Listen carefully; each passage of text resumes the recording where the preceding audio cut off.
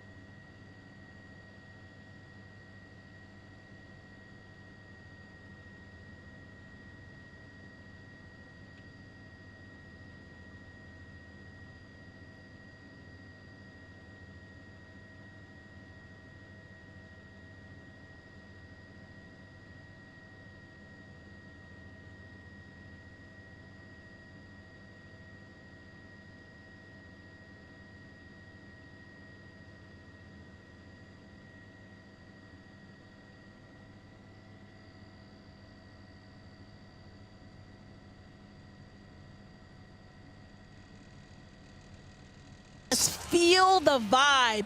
And, you know, we started to first hear those motorcycles. What is this, Logan Circle? I mean, look at this. I mean, wow. And then that got you going. And now, and just wait until Here the buses, till they start making their way. Wow, taking their time too. That's right. Like, you know that's what I love too. That They're shot going was really slow. That shot was from the art museum. I mean, they're still a ways away from the art museum. And they're that fired up. Yeah, exactly. Because you know what? They've got those gigantic jumbotrons out there too, where they've been watching the action along with us to see exactly when the Eagles might be making their way to them.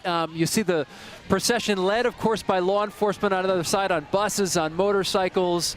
This is such an incredible day. Take here your in time. Why don't we have nothing else to do today? That's right. Today is parade day. It's a Friday, perfect way to kick off the weekend. Someone asked me, what are your Valentine's Day plans? I said, Valentine's Day? Do you know it's the parade today? That's right. That is so secondary. Absolutely. It has overshadowed everything for sure. You know, they really haven't gone that far from the link. No.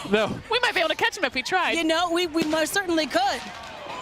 All right, we got some makeshift fireworks happening out here down in South Philadelphia at Xfinity Live, where, of course, a bunch of people, they have not left. There are thousands of people down here still where this parade kicked off.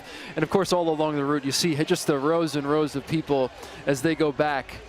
Just an unbelievable sight. And as they approach City Hall, too, they're only going to be approached by more and more and more people because there's just more opportunities to crowd in those spaces. Yes, and we're watching behind us, Citizens Bank Park. We're seeing the big Super Bowl champions for the Phillies, and of course the pitchers and catchers reporting yesterday. It's wild to think about how late this football season goes when you win the Super Bowl, that you got baseball right around the corner. You don't even have to wait that long before we got something else to root for here pretty soon. Yeah, pitchers and catchers have already reported down there in Clearwater. It's a little warmer in Clearwater. A little bit, but I'll tell you what. Hey, we're warming up. We're warming up. But I'll tell you what, you know, sitting here looking at these images, being surrounded by thousands of our friends out here, all collectively feeling the same exact way, you know, you almost can forget about just how chilly it is out here. And I imagine people packed into those crowds, it does not feel as cold as we do. I'm sure it's kind of warm, actually. Let's just say the taps were flowing early, too. Yeah, for a lot they were. Love it. Yes, they were. Everyone's got the day off work, as they should. The bus is approaching Broad in Oregon. We've got reporters all along this route. We know some of the players back on the route right here as we look live at that image from the pavement. We got the Lombardi Trophy near the fans. How great is this? I'm trying to see. Is that still Saquon Barkley? It might still be Saquon. Kind of tough to see. And again, this is a technical marvel to be able to have a shot like this. Again, it runs on a cell phone signal ultimately. That is Saquon Barkley, yes, with the goggles. And I so love you that he got still has the goggles on. 1 million people using their cell phones. And yes, you're going to get an image that goes in and out like this. But oh, you love to see something like this. The fact that they got off the bus, the fact that some of them are like, you know what, no, I want to touch the fans. I want to be right there with them. I want to give a high five, a go Birds. I mean, that is everything. There's Nick Sirianni off the bus. Nick's on foot too. This is Big Dom, I think's worst nightmare as head of security. He's like, please, everyone get back on the bus. You know what's so funny too? They are switching from bus to bus to bus, right? Because as they continue to move here, he's probably, he stopped. He probably got on another one. I mean, this is great.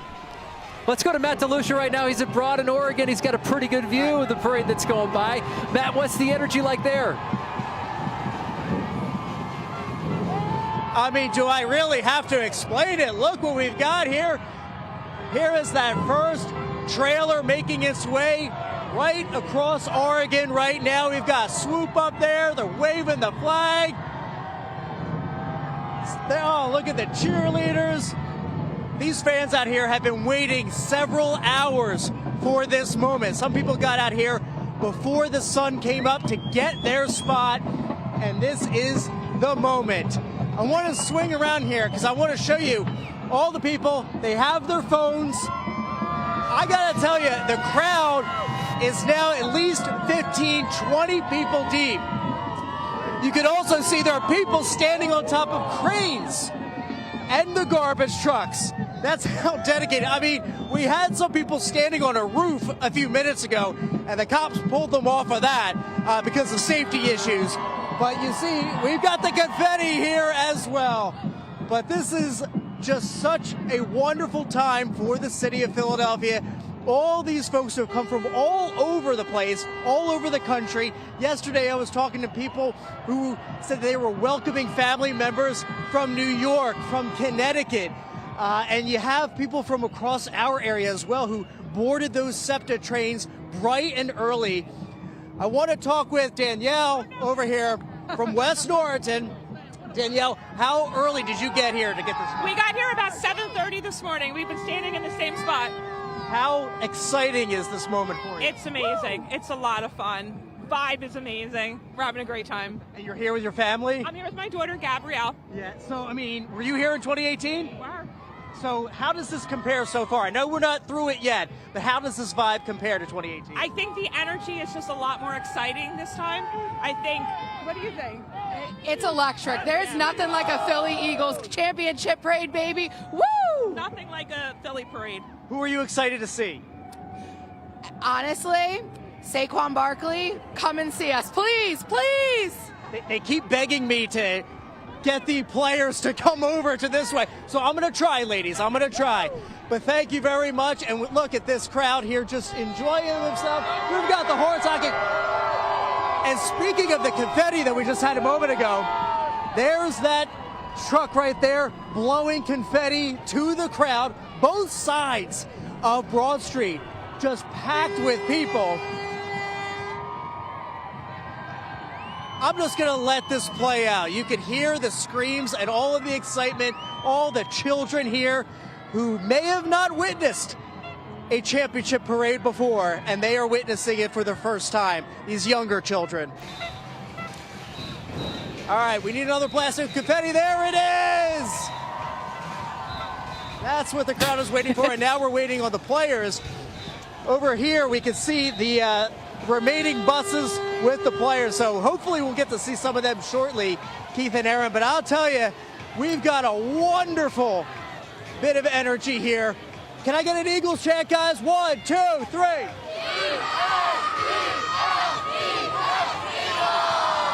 All right, now I'm going to try something here, Aaron and Keith. Let's see if I can get the other side to do it.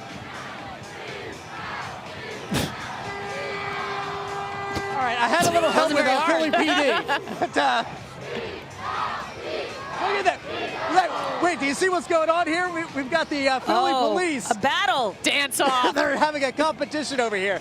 So it's just a wonderful excitement. Oh, we love it. We love it, Aaron. Matt DeLucia there. Oh my goodness! I don't know if he should tell those ladies that last time we saw Saquon Barkley, he was on foot. The Eagles insider Dave Spadaro talking to Coach Sirianni right now. Let's listen in.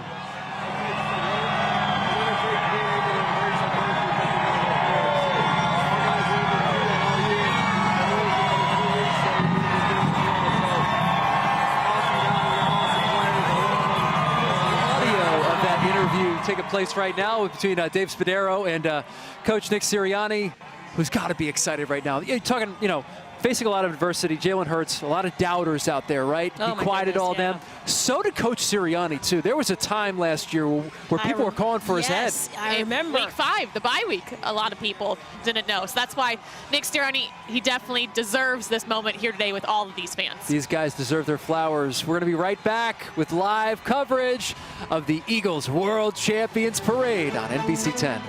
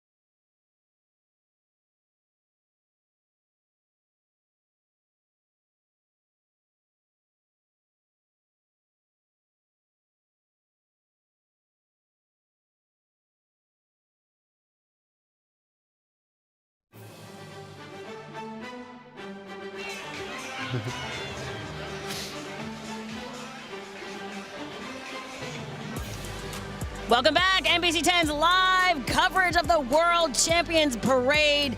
You gotta love these shots from Skyforce 10, giving you a view of just how many people are along every single inch of the parade route. We're soaking it all in, too. That's right, yeah. Moving at a snail's pace at the moment, too, making sure that everyone gets an opportunity to soak this in. And not just the fans, too. This is a huge moment for the players and the coaches and the staff in the front office and all the people here that made this possible.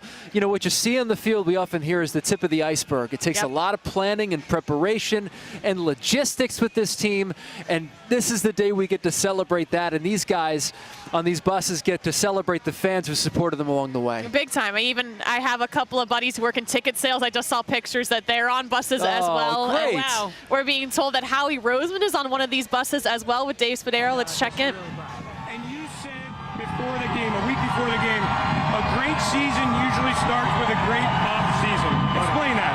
Yeah, I think, you set the tone in the off-season. I put a lot of responsibility on myself to do things, to bring in the right people on and off the field, and I felt really good about where we were, but you got to stay healthy. You got to go on mini camps. You got to go to training camp. You got to go through the preseason. You got to go to the regular season. You got to go to the playoff. Then you got to win the Super Bowl.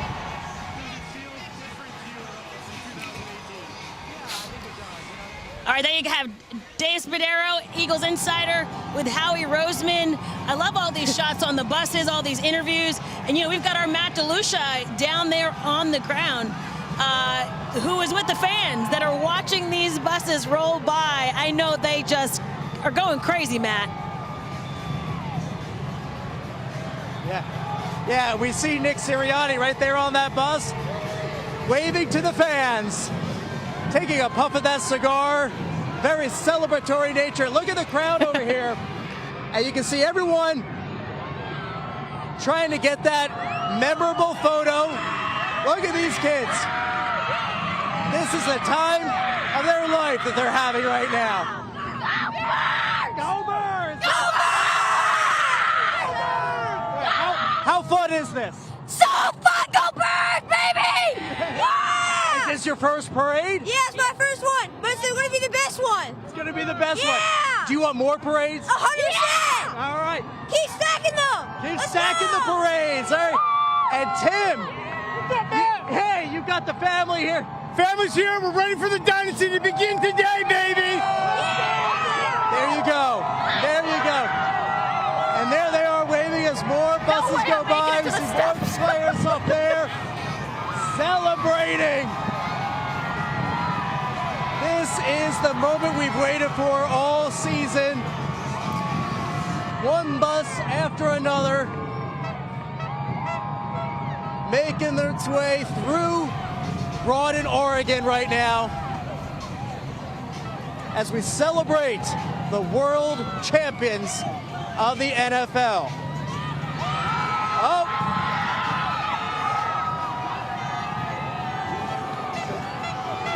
Look at this.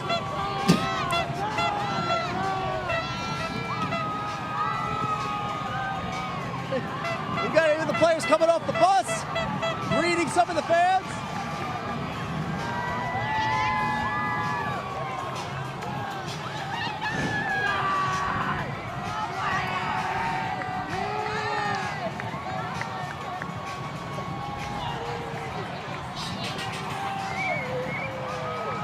Got more over here.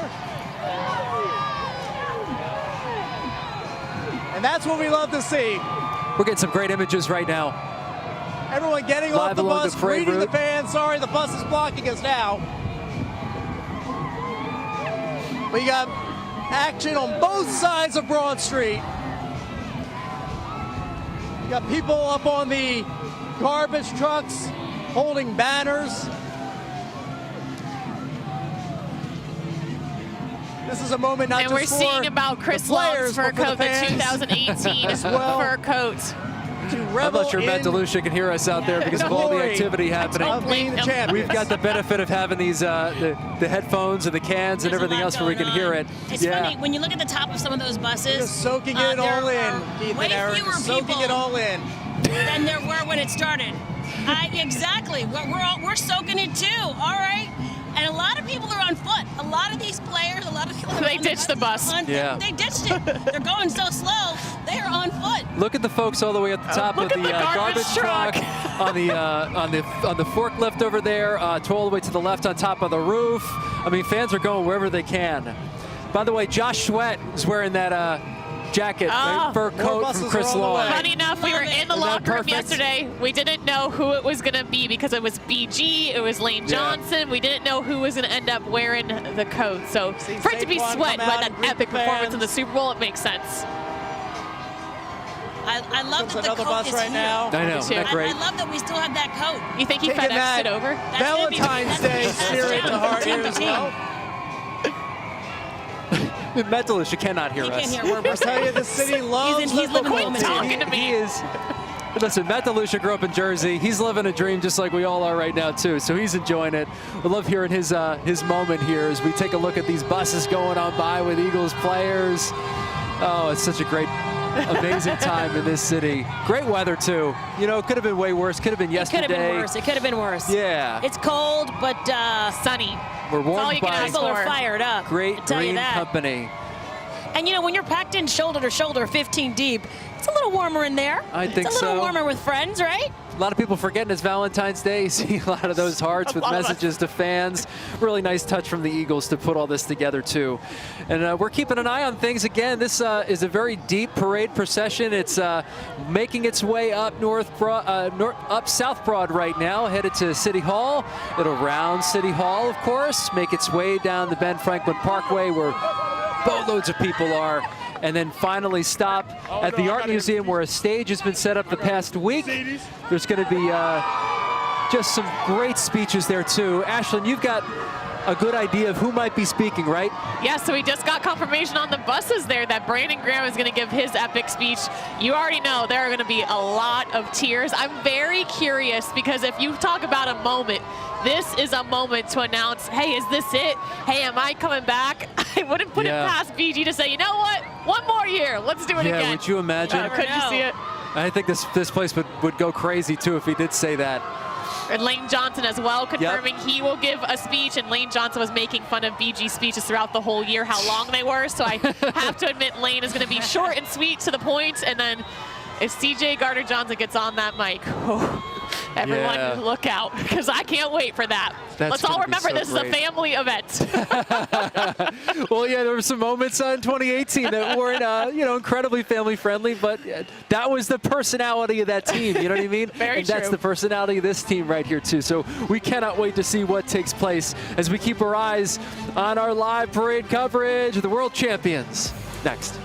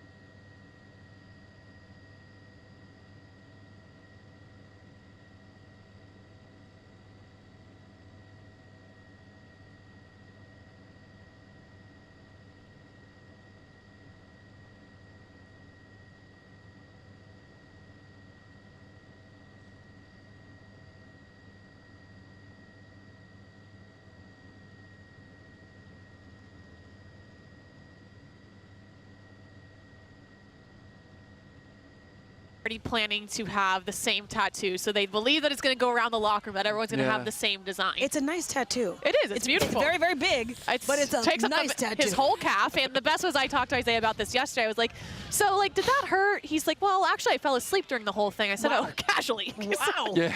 Do you know how many Eagles fans are getting these kind of tattoos, by the way? Gosh, Remember after Super Bowl 52, how many Eagles tattoos there were? It's so great. I mean, this city bleeds green for sure. And to have the score, though. Yeah. Like, you know, that's just like, rub it in. The statement. A statement game right there, Especially the conversation in New Orleans the entire week. We were there all week, and we were talking to all the national media pundits, and everyone was saying, well, you know, I think it's going to be a close game, but I just don't see how this Eagles team can beat Mahomes. Gosh. That was the biggest thing. And when you hear it enough, you start believing it. Can anyone beat Mahomes? Well, the Eagles just didn't beat him. They just dominated him to the point where I've never seen him play like that. It was twinkle toes out there. He couldn't get his footing. He couldn't get his timing. I didn't think any defense could do that to him, but this Eagles defense did. And that defense was in a vacuum, I guess, those 2 weeks, too, because they were completely insulated from all the noise on the outside. They played like they were not the underdogs. But you know what? They played dominantly. Listening to those announcers, it got me mad. and you know, because everybody. Which one? There's one in particular. All of them. They were like, oh, what does Mahomes need to do to turn this around? He can't turn it around. No. It's over. It's over. It was over at halftime. It was. It was over at halftime. Nothing he can do. 40-22. I mean, just rest on that for a little bit. And I think that also fueled the fans too. Like, oh, you're trying to count us out. You know, Philly, we got that underdog mentality. Count us out, please. Look at this. Overlook us, and we're gonna dominate. This is an amazing live picture right there. You see people hanging out the balconies and out the windows here to get a better look. And I just, you know, growing up here, these are like forever memories that are being created now for these fans, for the people here who were elated in 2018 when the Birds won their very first Super Bowl, got the monkey off their back. Now 7 years later, celebrating the second Super Bowl in franchise history, as you see fans and staff and families making a run for it. Trying to figure out what they're giving down on out the parade route. I know they were throwing beads before. They were throwing hand warmers, which is really smart. There's what we got there. You're trying to see in this picture. You can't see because of the shade on the monitor here.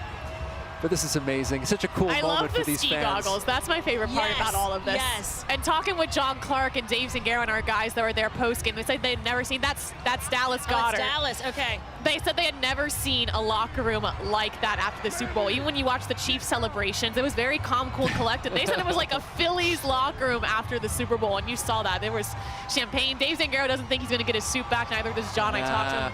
It's going to be a hefty dry cleaning bill, but it'll be so worth it. Absolutely. It's a story to tell forever. I mean, I think this is totally Philly, too. You have Dallas Goedert stop the bus, get off the bus, chug a beer, touch a few hands, and get back on, and the wheels are rolling again. See Cam Jurgens there, flowing locks. You got the offensive line bus. That's a good bus to be on right there. That's a heavy bus. I would make the argument that's the most fun bus, That bus is sagging right now. Those guys, between them, I think they average 340 pounds each. I mean, no exaggeration. I believe they're the heaviest offensive line in the NFL. And boy, did they move people like they were all season long, protecting Jalen and carving out paths for Saquon Barkley. That's why the tush push works. Yeah, that's right. That's why it works. Those guys right there, and I loved, you know, we were talking earlier when they were on the Tonight Show. Saquon Barkley was excellent. Saquon Barkley said, I'm going to show up, but only if I can bring my line with me. And that's the best. You got to think working in TV. They're like, the writers, the producers are like, okay, fine. Yeah, it's scrambling to get that done. But also a big move, too, right? I mean, that's Saquon in a nutshell right there, too. Just class from start to finish. Always team first. No I's and me's whenever you hear from him. Always saying and doing the right thing, especially, you know, after, you know, jumping teams in the division. You know, there's a lot of... you know, there was a lot of previous animosity, and boys, he handled himself with such class and grace through this whole process, and then playing on the field. Oh, look at Gilly the Kid there on the top left of your screen. I love his mobile here.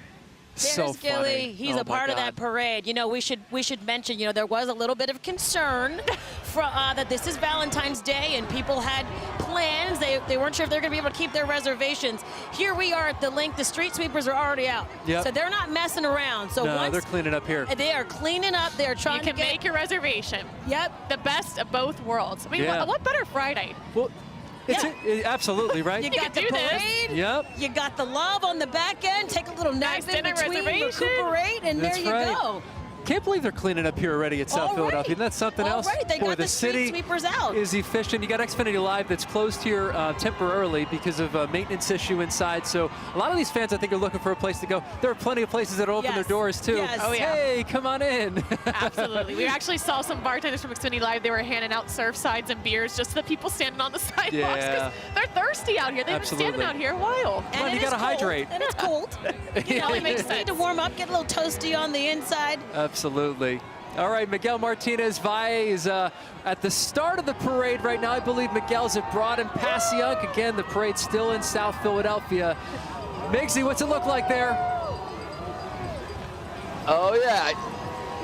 No, I mean, look at what it looks like. It's a lot of excitement, a lot of phones in the air, people trying to get a glimpse of this championship team, of Swoop, of everybody as they slowly make their way up Broad Street. So yeah, we are about to get to Passyunk right now. So it's coming up from Snyder. You can see up there, they've got the Valentine's Day candies, the Eagles cheerleaders shaking the pom-poms. This is the moment fans have been waiting for. Many of them drove from all over in order to take this moment in, to see the drum band there, drum line there, banging, making some noise, adding to the excitement and the flavor of this historic day, the Eagles' second Super Bowl victory parade. And it's a beautiful day, the sun's shining, and because of the crowd, it's actually not even too cold out here. Now, I've been speaking to Eagles fans that are lifelong Philadelphians, but right now live somewhere else. You drove up here. It was in green. All routes headed to Philadelphia. How does it feel as you're seeing the parade?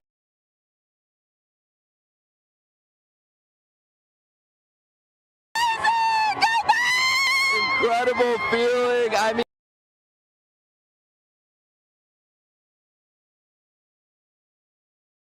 that cigar in his mouth, absolutely iconic. We see our championship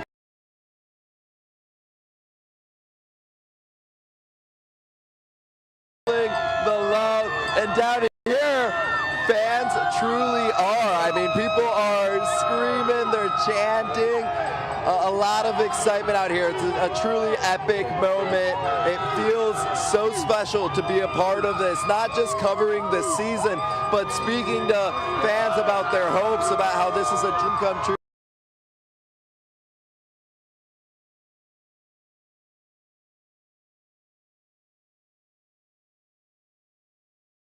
Special for everybody to be a part of. We've got fans of all ages for everybody to be a part of. We've got fans of all ages out here chanting. What were you saying? This is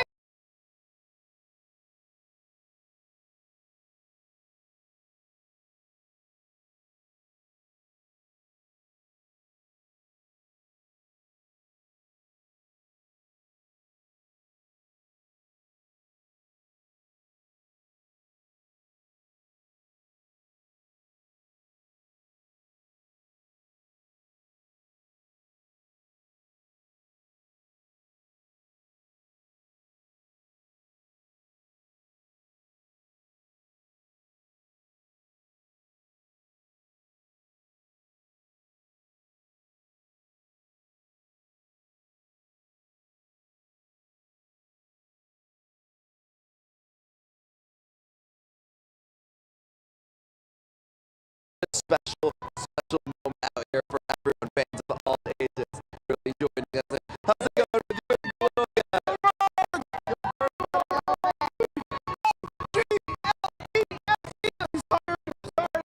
He's doing great. He's doing great. I love it. I love it. No, so it's been absolutely incredible. What a special Valentine's Day. What a love letter to the city too, to be able to share in all of this together. It's like we're all each other's Valentines. So I definitely love that. Yeah, we're having so many Valentines out here. Feeling the love and the city of brotherly love and sisterly love and sisterly affection. It's definitely a special way to be spending our collective Valentine's Day. Oh, we see Mayor Jo.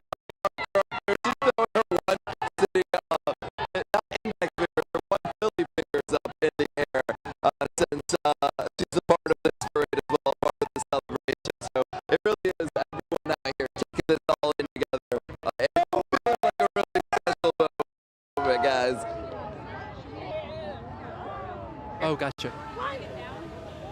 as we're making our way Miguel Martinez through the Vi live down there with making all our the way through the excitement. crowd.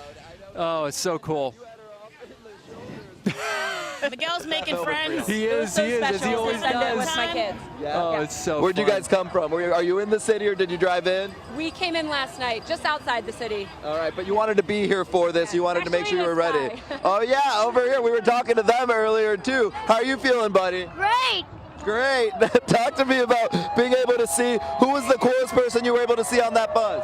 I don't know, Saquon Barkley. Yeah, Barkley's a fan favorite. We were able to speak to him yesterday, and I know that was something he was telling us was a thing he expects from this parade. It's a party, because Philly knows how to celebrate. Philly knows how to party, and that's exactly what he's getting right now is a party. So it's definitely electric, and if that's what he wanted, that's what he got. So I'm excited that he was able to take it all in. He was also speaking a little bit, Saquon Barkley yesterday, about just the love that he's feeling from Philly since moving over from the Giants to here, and you can tell there is a lot of love. I'm seeing a lot of jerseys that say Barkley on it, so it's definitely a lot of fans out here showing the rest of the team all of the love that they deserve after bringing the Lombardi Trophy home to Philadelphia, where it really belongs. So it's definitely been a special, epic morning out here, and the party's just getting started. We're just going to continue to celebrate as the parade continues making its way north on Broad Street, right, guys?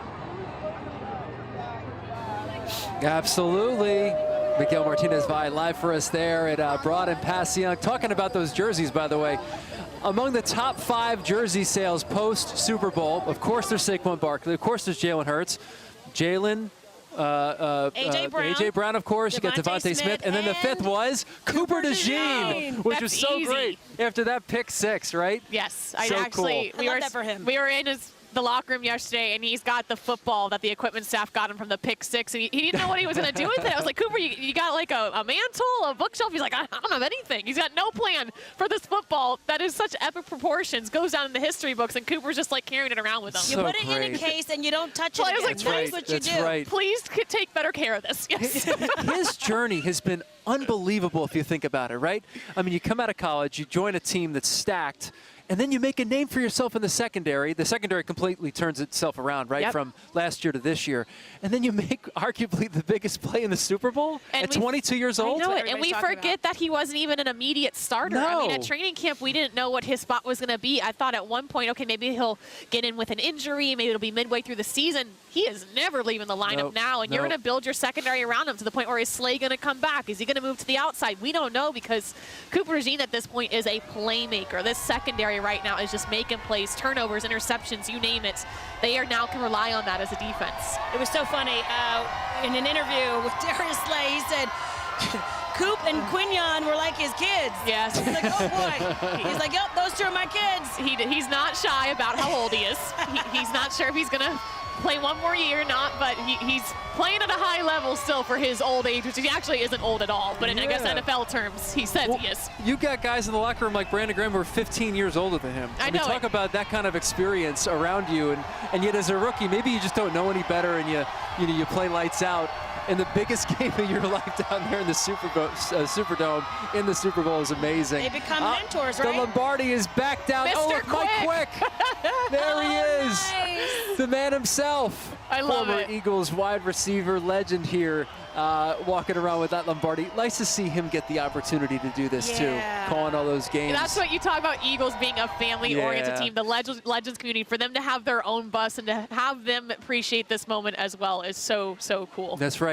Big Dom, by the way, flashing by the screen. Imagine his job today. Big Dom's Everyone's earned his celebrating paycheck today. Oh my goodness, yeah, he's got to be able to look after these guys as they're running off the bus, they're going on the bus. I know he wishes they would stay on the bus. I know, he's like, please, don't get off the And bus. put your seatbelts on. That's right. You've been watching live coverage of the World's Champion Parade here on NBC 10.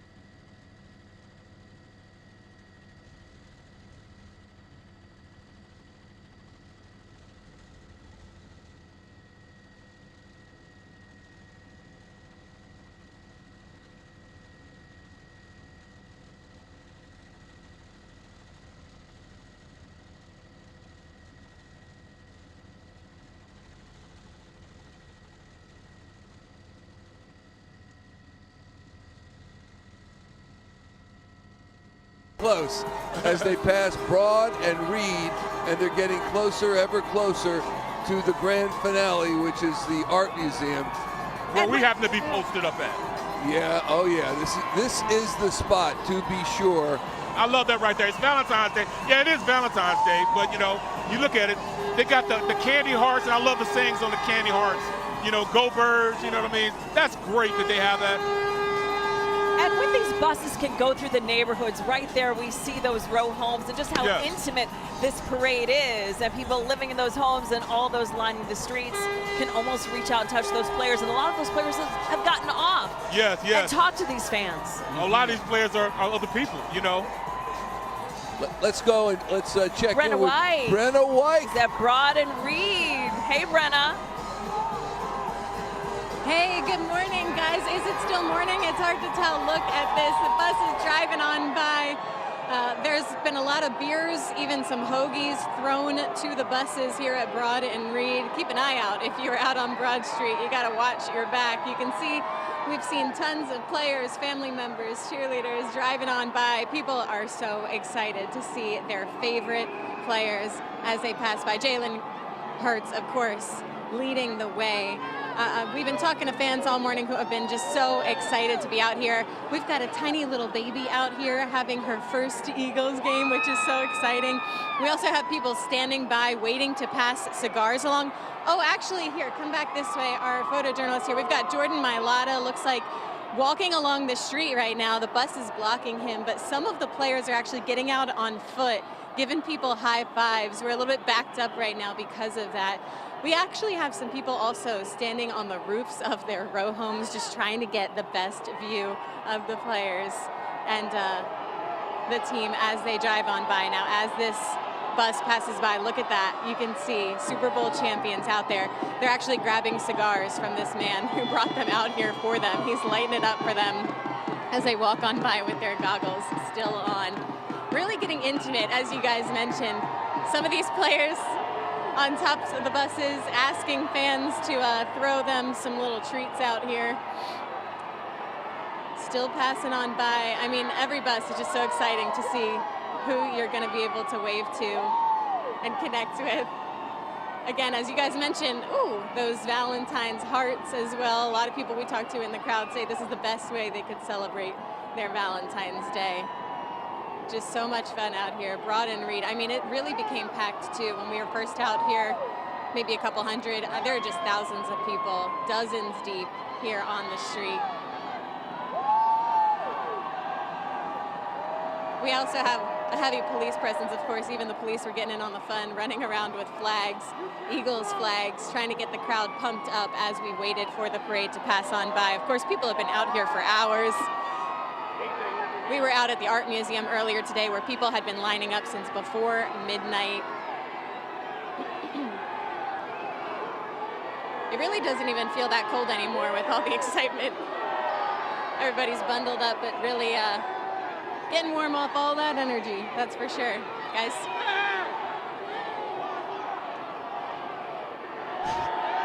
Oh, there we go.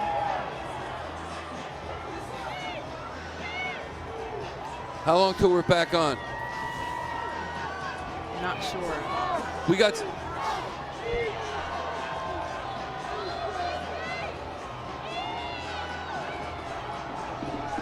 Getting a close look at some of those Eagles on top of the bus. Nice football. Yeah, it's the Super Bowl trophy right there, the enlarged version of it. Oh, I thought that was the real one. No, you know what? That's an oversized Lombardi. Yeah, Tiffany didn't make that one. That's the one I want, Barrett. I was telling Barrett, there needs to be a bigger trophy. These guys are big guys. They can hold a bigger trophy. Come on. I'll tell you a story. When I did win the Super Bowl, I wanted to get a replica of the Super Bowl that Tiffany made, and a 10-inch trophy costed $12,000. Of course, I was like, nah, I can't have that one. Yeah. Is it me or are these buses flying up Broad Street? Oh, they're going pretty fast. They're going pretty now. good. I saw a water skier behind one. Well, they did take their time that while down South Philly, down by past Young Morgan Avenue, down that area. So it's 12:09 right now, and they're moving pretty good, heading for the Art Museum. Still about to hit City Hall and then turn up the Parkway. Sometimes they'll pause, a little stop. We saw Jordan Mailata a little bit ago, still with his locker room goggles on. Maybe he thought he was going to get sprayed with champagne. Because we know how painful that is for those guys. They are having a great time right now. This is what it's all about, you know, having fun with the fans, interacting with them, you know, throwing but little libations here and there, catching some. There's Jason Kelsey on top of that. Oh, no, it's not Jason Kelsey. It's just a guy with the Kelsey cap there. Well, you know, a mummer's hat. I'm anxious to see who's going to take the place of Jason Kelsey as far as the speech. CJ, GJ, you know, maybe Landon Dickerson. Could be Landon Dickerson, could be Brandon Graham, could be Dallas Goedert, could be Nick Sirianni. You know, they'll all speak. Saquon Barkley, Jalen Hurts, Howie Roseman. And we'll be right back with so much more from the Champions Parade.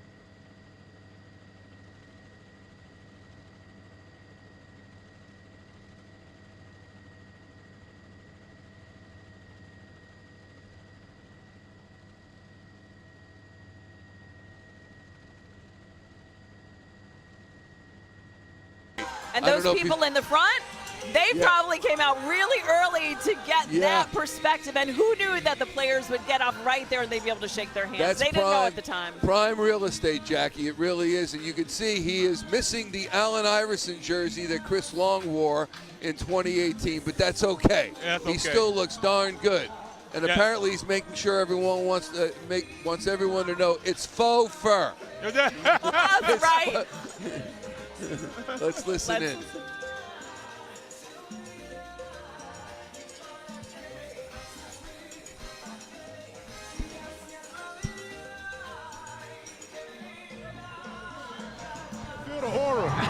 feel it.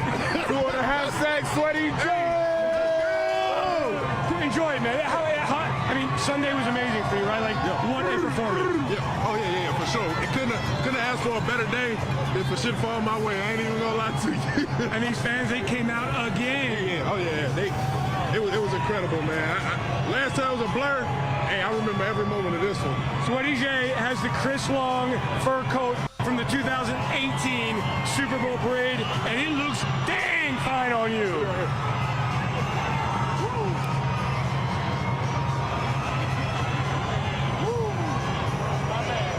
And the Rolex. Yeah. You got a flash of Rolex and the chain, and it does look dang good on you. Thank you, Dave Spadaro, Eagles Insider, and Josh Sweat, who's wearing that floor-length fur coat handed down by Chris Long. And hopefully it gets going down next year also. Right. But the unfortunate part, I hate to do this, but unfortunate part about having the success this Eagles team has is the realistic, mentality that young man made himself a lot of money in this Super Bowl. Sure did. He took a pay cut to come back last year. He banked on himself, and he won the bet.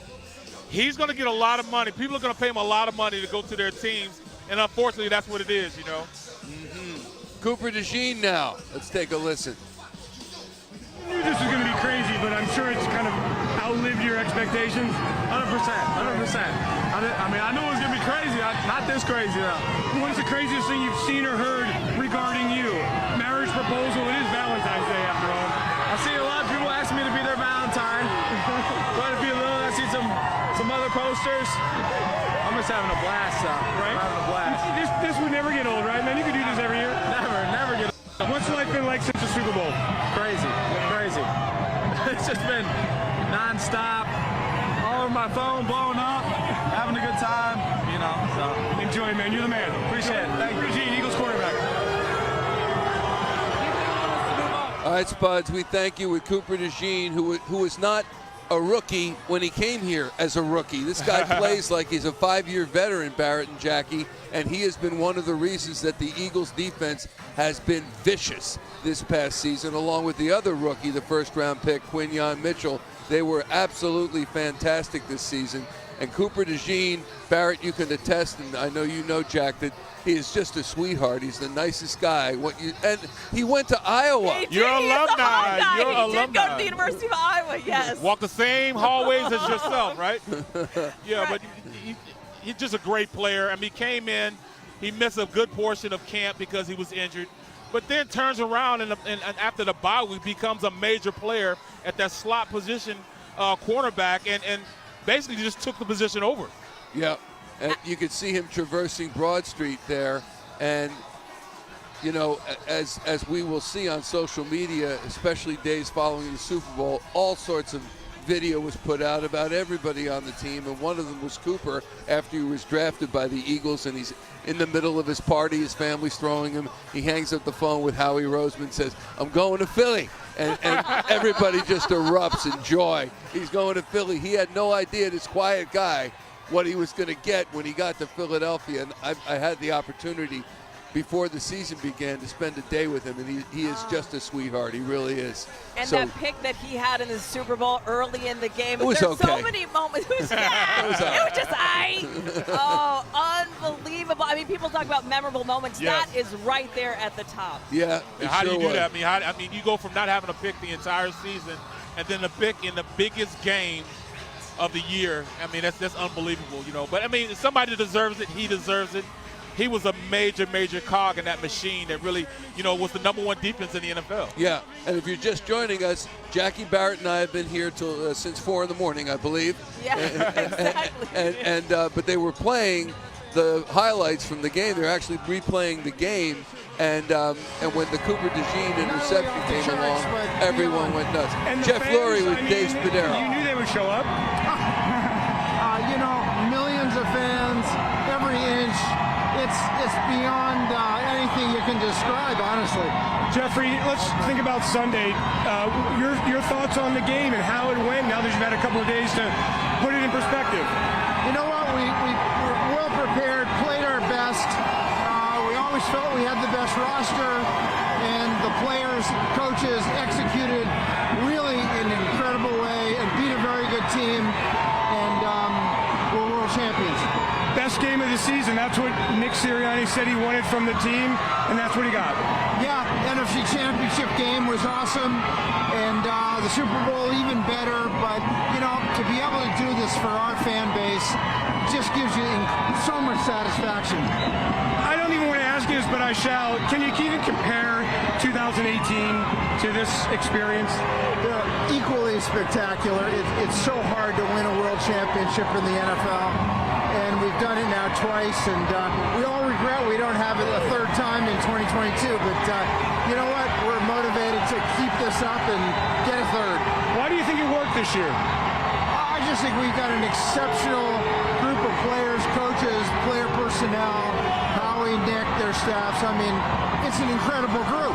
Yeah, Jeffrey, enjoy the day. We'll see you on the podium at the Museum of Art. Absolutely. Thank you. Thank you. Thank you, Dave Spadaro with Jeffrey Lurie. And you know what? It might sound a little cliche. Jackie and Barrett, he is absolutely right, Jeffrey Lurie, when he says it's the combination of the administrators, Howie Roseman, Nick Sirianni, the head coach, and the players. And also everyone in that NovaCare complex, and I think the players would agree, even the folks that prepare the lunches, they are all part of the operation. Greg Delamitros, who is the head equipment manager of the team. It all adds up and it all fits together like pieces in a puzzle. And some years you find a difficult time fitting them all in, and some years it fits like it did this year and you got a championship. And I think that puzzle might be fitting for a year or two more, if not after that. The culture of this team is so special right now, isn't it? It absolutely is. You know, you talk about culture. He set the gold standard like 20 years ago, and has continually built this gold standard throughout this whole process of winning 2 Super Bowls. Mr. Lurie is by far, to me, the best owner in the NFL. He took a kid, from St. Louis and drafted him, and here I am now covering the 2nd Super Bowl in the Eagles' history. How about that? Let's go down to Broad and Fitzwater, check in with our man on the scene, Brian Sheehan. Bri? Michael, Jackie, what a moment. The Birds, our Super Bowl champions, are arriving here at Broad and Fitzwater. The confetti is in the air and the crowd is going wild. There you see Jeffrey Lurie at the top of the bus there. I know we've been saying it all morning long, but this is a moment this city, this team will never forget. I waited 27 years before I saw the Eagles win the Super Bowl. I saw it, I was down here in 2018 for the parade then, and here we are again on Broad Street.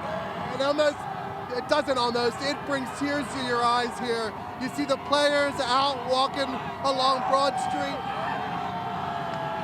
As we know in Philadelphia, our Eagles, it's not about football. It's more than that. It's about a community. It's about family. You see families, generations of people here standing along, cheering on our Birds.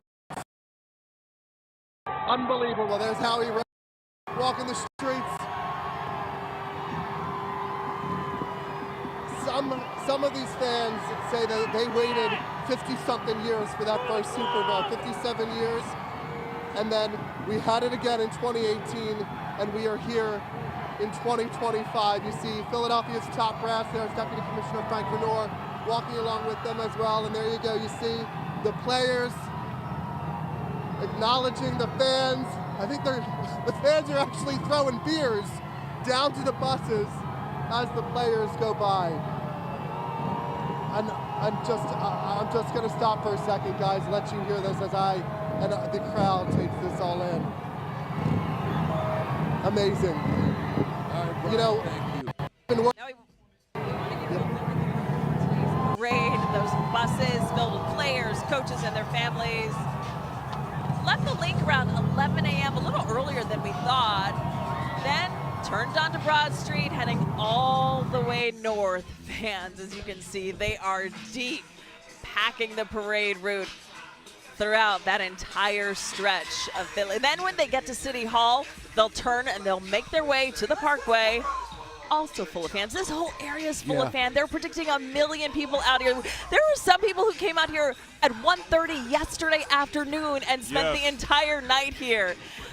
Then they're going to arrive at the Art Museum, of course, where we are for the official ceremony that is scheduled to start at 2 o'clock. And that is when we are going to hear incredible speeches. And we're just wondering who is going to give the most dynamic speech. We know Jason Kelsey.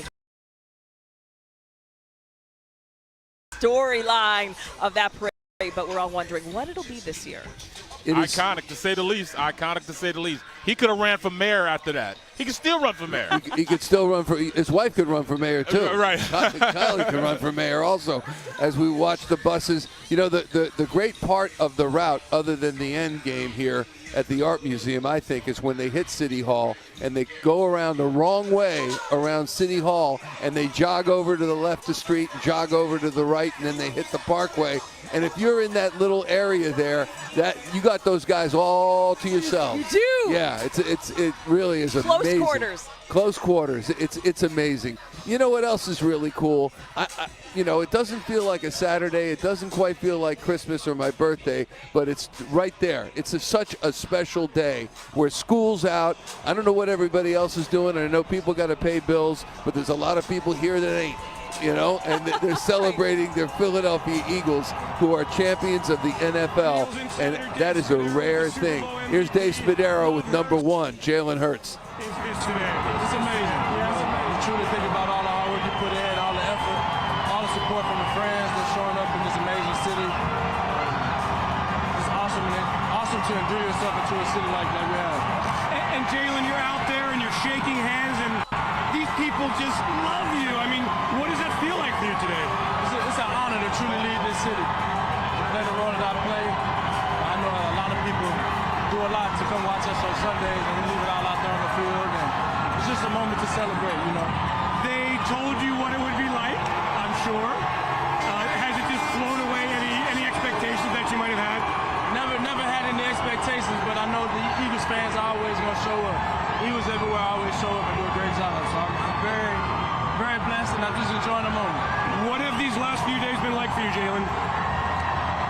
It's been a lot of work. A lot of moving around. How was Disney? Disney was fine. Disney was fine. All right, so I got to ask you this. You had the screensaver on your cell phone that was locked for 2 years with showing the Kansas City Chiefs celebrating Super Bowl 57. Have you changed that screensaver? I have not. Or will you change that screensaver? No anticipation. It's not doing anything bad for me, so. Hey, enjoy the day. You're all smiles. We are not even halfway through. We got a lot of fans. Yeah, go Birds. Go Birds. Love Hurts for sure for the Philadelphia Eagles and for Eagles fans everywhere. Go Birds. That's the mantra. That's what we say now. Could be getting gas. Could be at the Wawa. Take care. Go Birds. Go Birds for everything. Go Birds. You know. QB1, and yesterday he was talking and saying he still feels the pain from the Super Bowl loss 2 years ago, and that pain overrides him so much, even more so than the win of this Super Bowl. Yeah, and that's a competitor, and Barrett could talk more about it. We heard Tom Brady say the same thing. All the wins that I had in the Super Bowl, as great as I am as a player, he didn't say that, but as great as he is as a player, the ones that stick with him are the ones where he didn't get it. The 2 losses to the Giants, the loss to the Eagles, of course, right, Barrett? Some guys are like that. Yeah, and you know, like I said, Jalen Hurts, he's the type that he keeps receipts. He's going to make sure that he remembers everybody that talked about him, remembers everything that they say he couldn't do, and he's going to work towards those things that he couldn't do becoming a strength for him. He stayed the same. He stays a guy that's like, you know, very subdued in how he approaches the, you know, the media, how he approaches people. But I tell you what, on that field, he's one of the fiercest competitors. They talk about him not being elite. Well, they coined a new phrase now, you know. He's not an elite quarterback, but he's an elite winner. I'll be an elite winner all day. I see elite quarterbacks not winning Super Bowls. but elite winners win Super Bowl. And guess what? When you're a winner, you don't even need the word elite in front of that name. A winner's a winner, and Jalen Hurts is a winner, as we see with the goggles on, walking down the street. But the one thing that I see from Jalen Hurts, which I think you'll agree we see too rarely during the season, is a smile. And he is so smiley today. That's what that was. That's what that was. I haven't seen it before. I didn't know he had teeth, for goodness sakes. It was brand new. It was brand new to us. Exactly. He's smiling up a storm. And I also think, and we talked about this a little bit before, they're going through what I call the wall of sound, the wave of sound, and we'll talk more about that from the parade in a moment.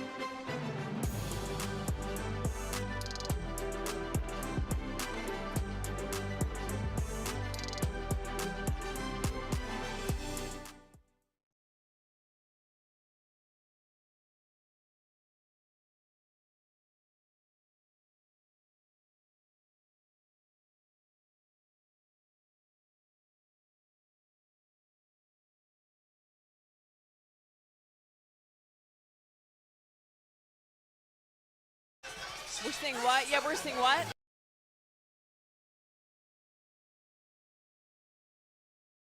His organization up Broad Street as they approach City Hall. And really, this is our Canyon of Heroes. And I'm not going to mention the other city that has that to its name. But when a championship team comes up Broad Street and the confetti flies and the crowds line the streets, and we all experience the kind of joy that we are today, they're going through the Canyon of Heroes. And I would say when you get to Broad Street, that is an all-time. You know, as a young player coming in, as a rookie, Broad Street was the street that, you know, I learned first. So, you know, it's befitting that, you know, we're going up Broad Street to get here. Let's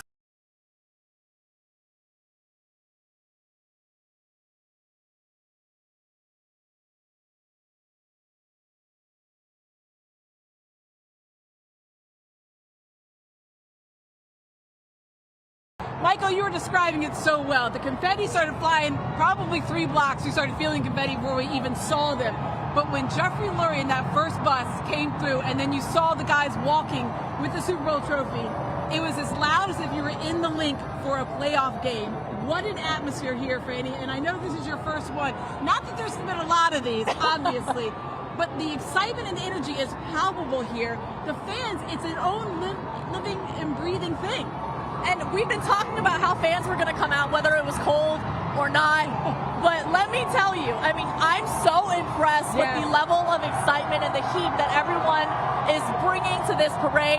You see people here, not just here lining the streets of Broad Street, but you see them wherever they can get a spot. I mean, I'm looking at fans stuff. You can see on the parking garage decks. There's fans on the bus stands. Fans on top of these out buildings. balconies. This is the moment to come out. And we were even saying we weren't sure when they were going to come, but you could hear the crowds getting so excited, even when the police escorts made their way through. So to see, I started to see just a few inklings of like, oh, it's getting close. And every single bus is just pulling by to throngs of fans waving. Obviously, everybody has their phones out. People are sending in videos back to the people that they're there, that can't be there. And I think that we love is that you see so many people, we talked about this earlier, they're meeting people while they're here. Yes. And, oh, where did you come from? Oh, I came from South Jersey. Oh, that's great. I came from North Philly. I came from Temple. And then you see people also with their families here and their kids here. I love seeing all the kids kind of trying to get a view, sitting on their parents' shoulders or whoever's shoulders at this point. It's such a great day, and listen, it doesn't matter if it's cold. It doesn't feel as cold when you're out there with everybody. Everybody's having so much fun. It's such a positive energy. Everybody's taking care of each other. They're looking out for each other. They're making friends, brotherly love in full effect, and I love it. And we're all celebrating as the buses and the vans are right here. The confetti's flying all around us. Confetti's flying to us. It's so great. We're a part of it, and this is a great spot. We had the best spot. And Amy, I'm imagining too, because I actually haven't seen any of the players up close, despite how much I've covered this team. And so I'm imagining for all the people in the crowd, this is the closest many of them are ever getting to any of those players. I mean, I felt like Brandon Graham was right there. Right there. Josh Sweat was walking around. He was going up to the people that are right next to the barricade so they could really get up close and personal. I think it's really important that the players recognize that. This is their chance to really give back and say thank you to all the fans for their support throughout the year. And imagine what that must have been like if you were in the crowd waiting all morning and the players came right up to you. You see the Lombardi Trophy coming within 5 feet of you. That's exactly what memories are made of for a lot. These are core memories that are making for everybody. And I'm loving the Valentine's Day touches as well. You see the hearts. Eagles. Thank you, fans. Philly got heart.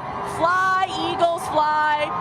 It's also nice to see so many members of the organization getting so much love as well. And that's the thing, everybody's a part of this, from the front office down to the staff attendants, to the guys that are responsible for keeping the laundry and the uniforms clean. Everybody's a part of this. There's the entire Lombardi. team. Well, that's a different Lombardi. That's a very sparkly one. And I appreciate that one very much. That was one that was good. Where did they get that?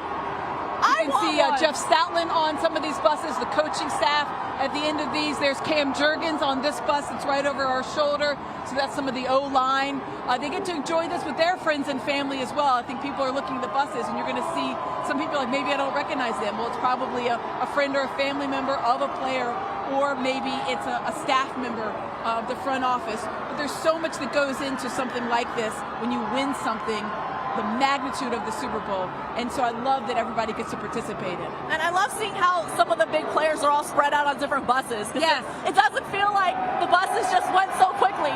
Oh, look how excited they are right now. It's so great. And they're getting excited. You can see it a little bit. Obviously, there's throngs of people, but they're seeing, you know, the guys are getting off the bus to get up there, up close and personal, just to give high fives and fist bumps. It really does feel like they're looking right at you, right? Like I saw someone throw me a hand warmer. I wasn't sure who it was. And the thing is, I said, thank you. The fans are also giving, you know, snacks and beverages and wanting to throw that their way, making sure that they know that they appreciate them. As you can see, some of the more buses that are come rolling through. It's quite the parade. It feels never ending, and I'm sure for so many people, they just don't want this moment to ever end. No, and that's the beauty of it, because you can watch it on repeat on NBC 10 and NBC That's Sports true. Philadelphia. Please keep watching it on loop all day long. I've had so many people ask where they can see it. I'm like, listen, you can stream this thing. Now they're throwing out beads. Amazing. Some of the guys are throwing out the beads to all the fans and another bus. I love how much fun they're having on there as well. You see them leading the Fly, Eagles, Fly. And singing the fight song, everybody's singing E-A-G-L-E-S. And here's I know they were talking about this earlier, it's another Lombardi Trophy replica. There's so many replicas. I don't think this one would fit in my trophy case at home. But it's quite the to-do right now. So far we've seen the real one, we've seen the sparkly replica, and now the giant one. Giant replica. How many replicas can you get? Can you have too many? No, I don't think so. Not on a day like this, Amy. No, people are making their own with aluminum foil. I've seen them. I was riding the subway up to get here to the Kimmel Center, and there are people that had their own replica made with tin foil. And I said, wait, I honestly thought we were coming to an end because there weren't any more buses. Oh no, there's still coming so many to an buses. end. I think they're just going to loop around and do it again. I was going to be sad, thinking, oh no, they've already passed us and they're heading to the art museum. But no, they're still coming. There's another Lombardi replica on this bus. Some more front office staff, some more support staff, and there's another Lombardi right there. There's the giant Lombardi Trophy replica. That might be my favorite so far. That might be the best one. That looks maybe like duct tape. That's quite the endeavor to make that one. You can see everybody really just wants to be a part of this. Everybody's waving. They're interacting with them. We saw the bustlers throwing out beads and making sure that all the fans felt appreciated. This is really just a love letter to the Eagles fans. And I love this nod to the Eagles Autism Foundation, a reminder of how this is more than just a football team, all they do on and off the field. Millions of dollars given to autism with the Eagles Autism Foundation, autism research and education on that. It's a tremendous organization. You can see a lot of the guys. This is some of the, they're gonna have some of the alumni bus as well. It's gonna be coming through, those guys. So, and there's, oh, they almost made that one. Could you imagine if you threw something at the team and they caught it? Yes, well, I imagine that a lot of people are hoping that they can make them refreshed. Yes. A little hydration. I mean, maybe they need, oh, look right there. There you go, he got one. A little beer shower here on Broad Street. And the thing is, right now, these guys are not feeling anything of the cold. They're not feeling any cold. They're enjoying every more. There's a couple more beer showers over there. They're enjoying every moment of this because this is what you play for. This is what you do when you want to set out for the season. You want to win it all, not just for yourself, but for your city. And there's nowhere more evident than in Philadelphia right now. And I love seeing not just people coming together, but so many people experiencing this together for the first time. People who maybe have never been to a game, people who've never been able to experience something like this on Broad Street in Center City. You know, a lot of people we spoke with, maybe they didn't come out for the celebrations of the Super Bowl win, but they made plans centered around the parade. They get to experience the heart of Philly for the first time. I really feel like we are at the focal point. Philadelphia feels like a city perfect parade. I mean, who else has City Hall right there? Broad Street lining for miles. Crowds lined up for miles waiting to see the parade come by. It's a stunning venue, and it always is. As you mentioned, obviously you go right down to City Hall and you turn up and you turn to the iconic art museum. Right there on the steps is where it's going to parade. The parade's going to end, and I think it's such a telling thing of like, it really is. This is a gift to the city of Philadelphia. They give so much to their team, and the team is giving back in such a major way. It's such a great day. I'm so inspired by the passion and the love and the excitement. Listen, Negadelphia no more. It's Philadelphia. It's nothing but love here, and everybody is just so excited to be a part of it. And we are too. I mean, this is such a great day. We feel the brotherly love. We feel the sisterly affection. We feel the confetti. I felt the feeling. Go Birds! I felt the full. Yes, go Birds! See? It's everybody's in with it. That's what it's like out here. I feel like I've made so many friends. We're so many friends. All my besties. Go Birds! Go Birds! Go Birds! Let's go! You just say Go Birds. Just walk around and saying Go Birds. I love it. I feel as popular as the team right now. All we got to do is hold a microphone and have some lights shining. All right, we're going to go right up to Go Birds. We're going to go right up to City Hall, which is just a couple of blocks. Let's go to Lauren Meg from Franny and I and check in with Lauren Meg. Amy and Francis, yeah, we have got a great view here. You can see the buses coming through. And I got to tell you, it has been in the shadow of City Hall. The sun has not been shining, but as if on cue, as soon as those buses started coming into view, the sun was out. This entire place was just glowing and cheering, and it was just a moment as that sun was shining and these buses were coming. We saw Swoop coming down, we saw Jeffrey Lurie and the trophy coming down. This is the first time right now that we have actually seen them take a pause and stop a little bit. They really have been motoring through and coming pretty swiftly around the corner here. We see a Valentine up on that bus there. Philly got heart, it says. A message to the fans out here who have been waiting for hours to see their Eagles, to see them up close, to thank them for this season. And we do have confetti flying here. You know, I heard people talking about the confetti from the Super Bowl, and oh gosh, I want some of that confetti from the field. Well, you know what? This is just as good. So if you are out here, grab some, put it in your pocket, and remember this day, because people waited a long time to come stand out here. Yeah, look at how quickly that one's going around the corner. These buses are moving along quite swiftly because we know that there are a lot of people waiting for them at the art museum, waiting to hear from them. This is their chance to see them, and in just a little while they are going to get to hear from them. And I'm really interested to hear the emotion from these players who certainly they've heard people cheer for them before at the link, but this is different. This is different. This is a thank you. This is coming out, standing out here for hours and just cheering them on, not just for what they accomplished on the field, but for who they are and what they mean to this city. As the buses continue to come here up Broad Street, they are making the turn here as they head around Love Park and to the Art Museum. Take a listen.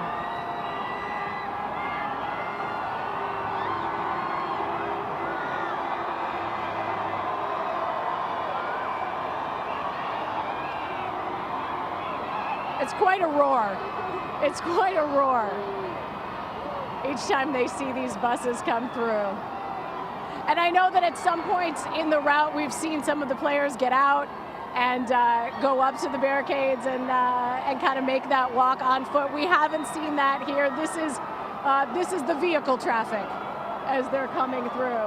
I'm taking a look over to my left, and I had noticed some of those gates look like they might not hold, but they look like they're holding at this point. They look like they're holding.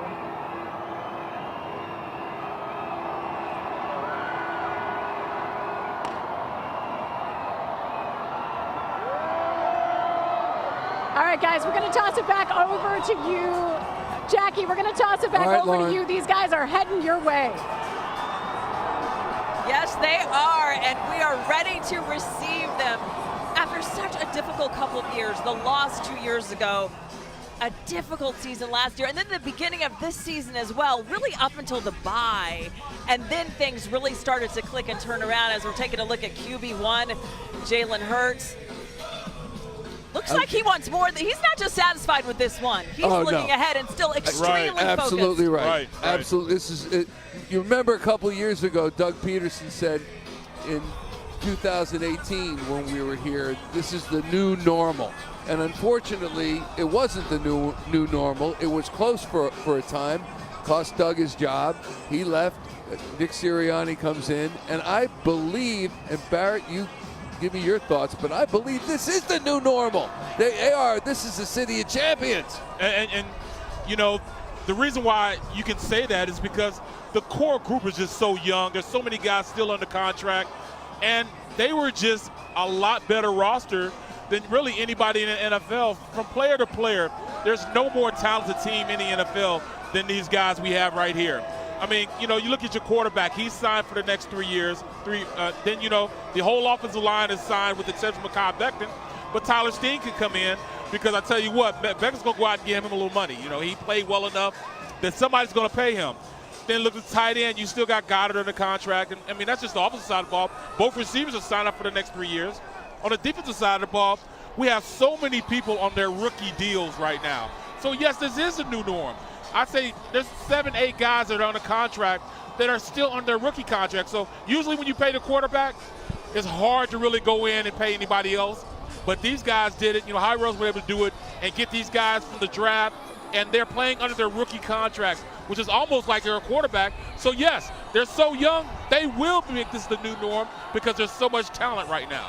As they make a left right around to the left of City Hall. And going the wrong way. Going like they're in Europe. I love that. They're in Europe, huh? We will be right back with more coverage of the World Champions Parade in Philadelphia.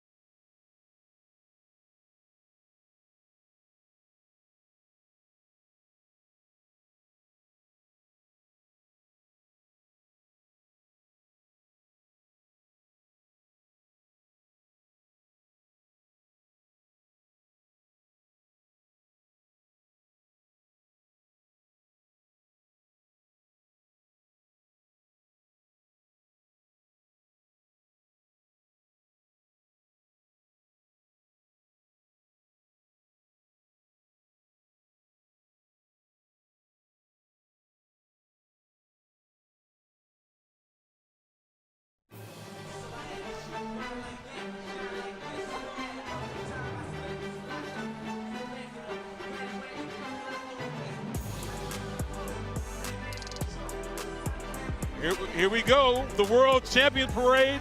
They're getting closer and closer, Jackie. I can't wait for them to get up here. You know, I mean, it has to be at least. I mean, it was 200,000 earlier on.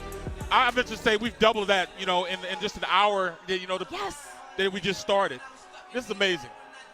When we got up and out here this morning, it was already so thick with people, and it's just continued to grow. We've got a DJ dance party right here at the steps of the Art Museum, waiting for the Eagles to approach. As we're taking a close look at Jeffrey Lurie as they're making their way closer and closer to City Hall. Just a dynamic team this year, and this really could be a dynasty in the making. Of course, some changes. We know Kellen Moore headed off to New Orleans, but he said he was going to be back here. He's back here for this parade, and the players said they learned so much from him this season, and he did such a phenomenal job. Absolutely, you know, and you got to give a big ups to Jalen Hurts, his ability to go out there and run these different offenses from these different coordinators. Once again, that's the problem with dealing with a successful team. When you're successful, you win the Super Bowl. Everybody wants to come rob and pillage your good players, your coaches. You know, even executives as far as GMs and assistant GMs, and, you know, because they want a piece of what made you successful. And that's the nature of how these guys have, you know, been going through this for the past couple of years. Go to the Super Bowl 2 years ago, they take both of their coordinators. What do? They fall towards the latter part of the year before last, lose the last 6 or 7 games. But now they're ready to rock and roll. They retool, win a Super Bowl, and they're going to have to go through it again. So I'm looking forward to it. But let's enjoy right now the World Champions Parade. This is what it's all about, interacting with the fans, being able to really, you know, enjoy the fans that, you know, helped them out all year. I cannot imagine what it feels like to be these players on these buses and see. They know the love that they have from these Eagles fans. They know how passionate they are. But then to see all of these people out here today who – a lot of them have been out here for over 24 hours for this moment to see them. Jackie, you know, I mean, I've experienced it in a pretty good fan base with the Steelers, but there's nothing like an Eagles fan. That's why I came back here. I'm an Eagle through and through. You know, I bleed green. They gave me my start here. I won a Super Bowl with the Steelers, but, man, this is where I got my start from. You know, Mr. Lurie, we just saw him. He drafted. I was his first offensive lineman he drafted. But you look at it. Look at these fans here. Look at him. Saquon Barkley knows he will never have to buy another drink or buy another, anything at all in Philadelphia. You know, that's how much they love being around, you know, the players and how they influence, you know, these players to go out there and fight for them every single week. We often at the games hear people say, "Thank you, Giants, thank you, Giants." People love to do that chant because the way Saquon came in and just dominated. And then in the Super Bowl, when the Chiefs put a lot of pressure on Saquon because they knew that he would be moving and rushing, Jalen was still able to react. Absolutely, absolutely, you know. And pass. This is coverage of the World Champions Parade route. You're taking a look at the map right there of this parade route as they're getting ready to approach City Hall. They've been taking their sweet time, which we love. Yes, and interacting. have. Let's go to Tim Furlong right now, who's at Logan Circle. Tim. Hey guys, I had to actually put my own camera down because just like the rest of the crowd here, you can see everybody's just got their phones out, everybody's got their cameras out, trying to capture this moment as it passes. The cheerleaders and the flag bearers just passed with a huge police escort.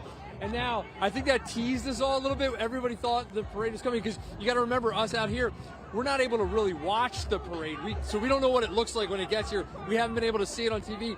We've tried looking at the app and things like that, but it's hard because so many people are using their phones at one time. But if you see, as you look toward the Basilica, which could be called the Basilica of Saints Saquon and Jalen right now, don't send me emails, I'm just kidding. It is, you see confetti cannons go off every now and then. So we think it's coming, the buses are coming up the parkway to make the loop at Logan Circle here, hopefully very soon. And we're going to have that moment where we, see there's a confetti cannon right now. So if you've been watching the parade and you know that how far ahead that yellow truck is in front of the bus. Okay, look, there we go. We have the first bus. Finally, we've been waiting for hours, not thinking like hours. It's been literally hours waiting for this moment. And there is our look at the Lombardi Trophy. That is awesome. That is just the coolest thing. And all these people came out for this. Some of them were here in 2018. Some of them told me today they were either too young, their parents wouldn't let them, they were away at college, they couldn't be here the first time. And so as such, they didn't get to see this moment that they're seeing right now, which is why so many people have their phones out, which is cool to remember, but it's also, you want to tell people, put your phones down, just live in this moment. Don't broadcast it live to your friends, just enjoy this, because we don't see this too often. We've been greedy in this quarter century to have 4 Super Bowl appearances, but at this point, you know, they don't come often, the wins don't come often.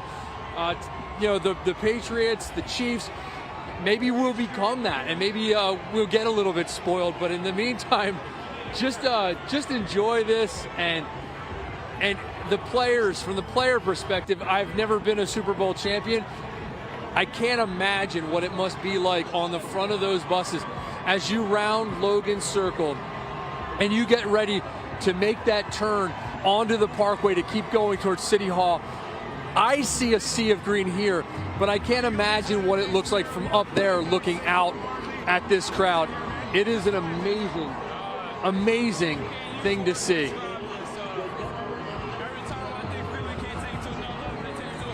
So, you see, is that Jeff Lurie up there on that first bus? That's where we're looking right now. The confetti cannon's getting ready to go off here. And like Lauren said, if you can grab that confetti before it cleans up. Any kind of like thoughts that you might have of what this is like? Yeah, every time I think they can't take it any further, they take the whole another. So it definitely exceeded expectations. I saw a little clip on it the other day, 2017, they won the first Super Bowl. But man, we got the best fans in the world, man. Hey, why did it work this year for this football team? Love. I think that's the biggest thing. You know what I mean? Like, we have all these names, the superstar names, and nobody cares about who's the guy, who's the person getting it done. We all sacrifice our ego and put it to the side and focus on winning a championship. And we knew we were able to do that, and we were able to get it done. And you felt love from the second that you became a Philadelphia Eagle, haven't you? 100%. And, you know, you're at one place and you think that's where you want to be, and retire there, and then life happens, and I came here, and now I couldn't imagine playing anywhere else. So what's your estimate, Saquon? How many millions here today? Man, I don't even know. I can't even put a number on it. I don't even think it's fair to put a number on it. But the way that they showed out, the way that they showed love, we can't make it up. So what's it been like for you since Sunday? I'm happy about Friday. Let's say that. Sunday was amazing. My birthday was that same day. It was amazing.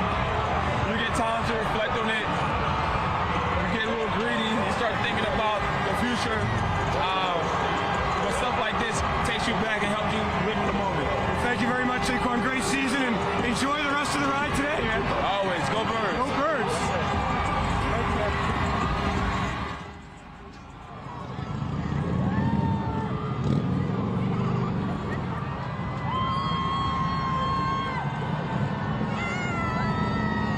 And we just had Coach Sirianni run by. We had Howie Roseman up on the bus. Nick Sirianni just ran by and was shaking hands, giving some hugs, taking some selfies. It is just quite a scene here at Logan Circle. We are enjoying this moment. Every bus that goes by, you're trying to pick out who's on it. And then every now and then you just see these players running by right in front of you. All of a sudden, they come from around the corner and you don't even know who's there. And all of a sudden, there's Eagles players right up in your grill. And it's a pretty cool feeling. It's a pretty neat thing to see. I think most people were really most excited to see Coach Sirianni. I heard a lot of people say thank you for this moment, and he reciprocated, he gave a big "you're welcome" because he knows, he's been here, he knows what this means. There we go, it's the players running by.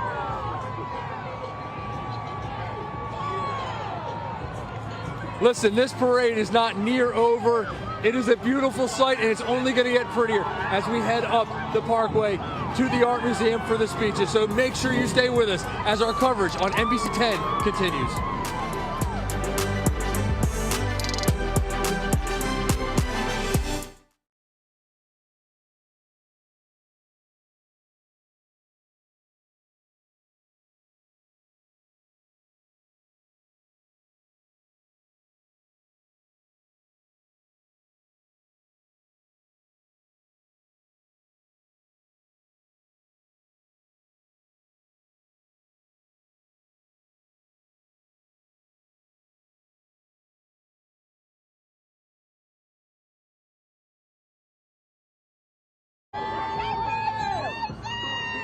And we are live back in the thick of the World Champion Parade. If you can't be here, this is what it feels like to be at this parade right now. Take a look. The buses have been passing. Players have been running by. Coaches have been running by. Alums, Eagles, legends have been running by. And we are just here bouncing along with the fans. It has been a party for a few hours. There's been a lot of music. They showed the Super Bowl up on the big screens, so we had a chance to watch the game over again. But this is the moment everybody was waiting for, that moment where you could just come out here and see the buses go by. I think there's a lot more to the parade than a lot of people thought. I think a lot of people thought it was going to be like one bus and then that's it.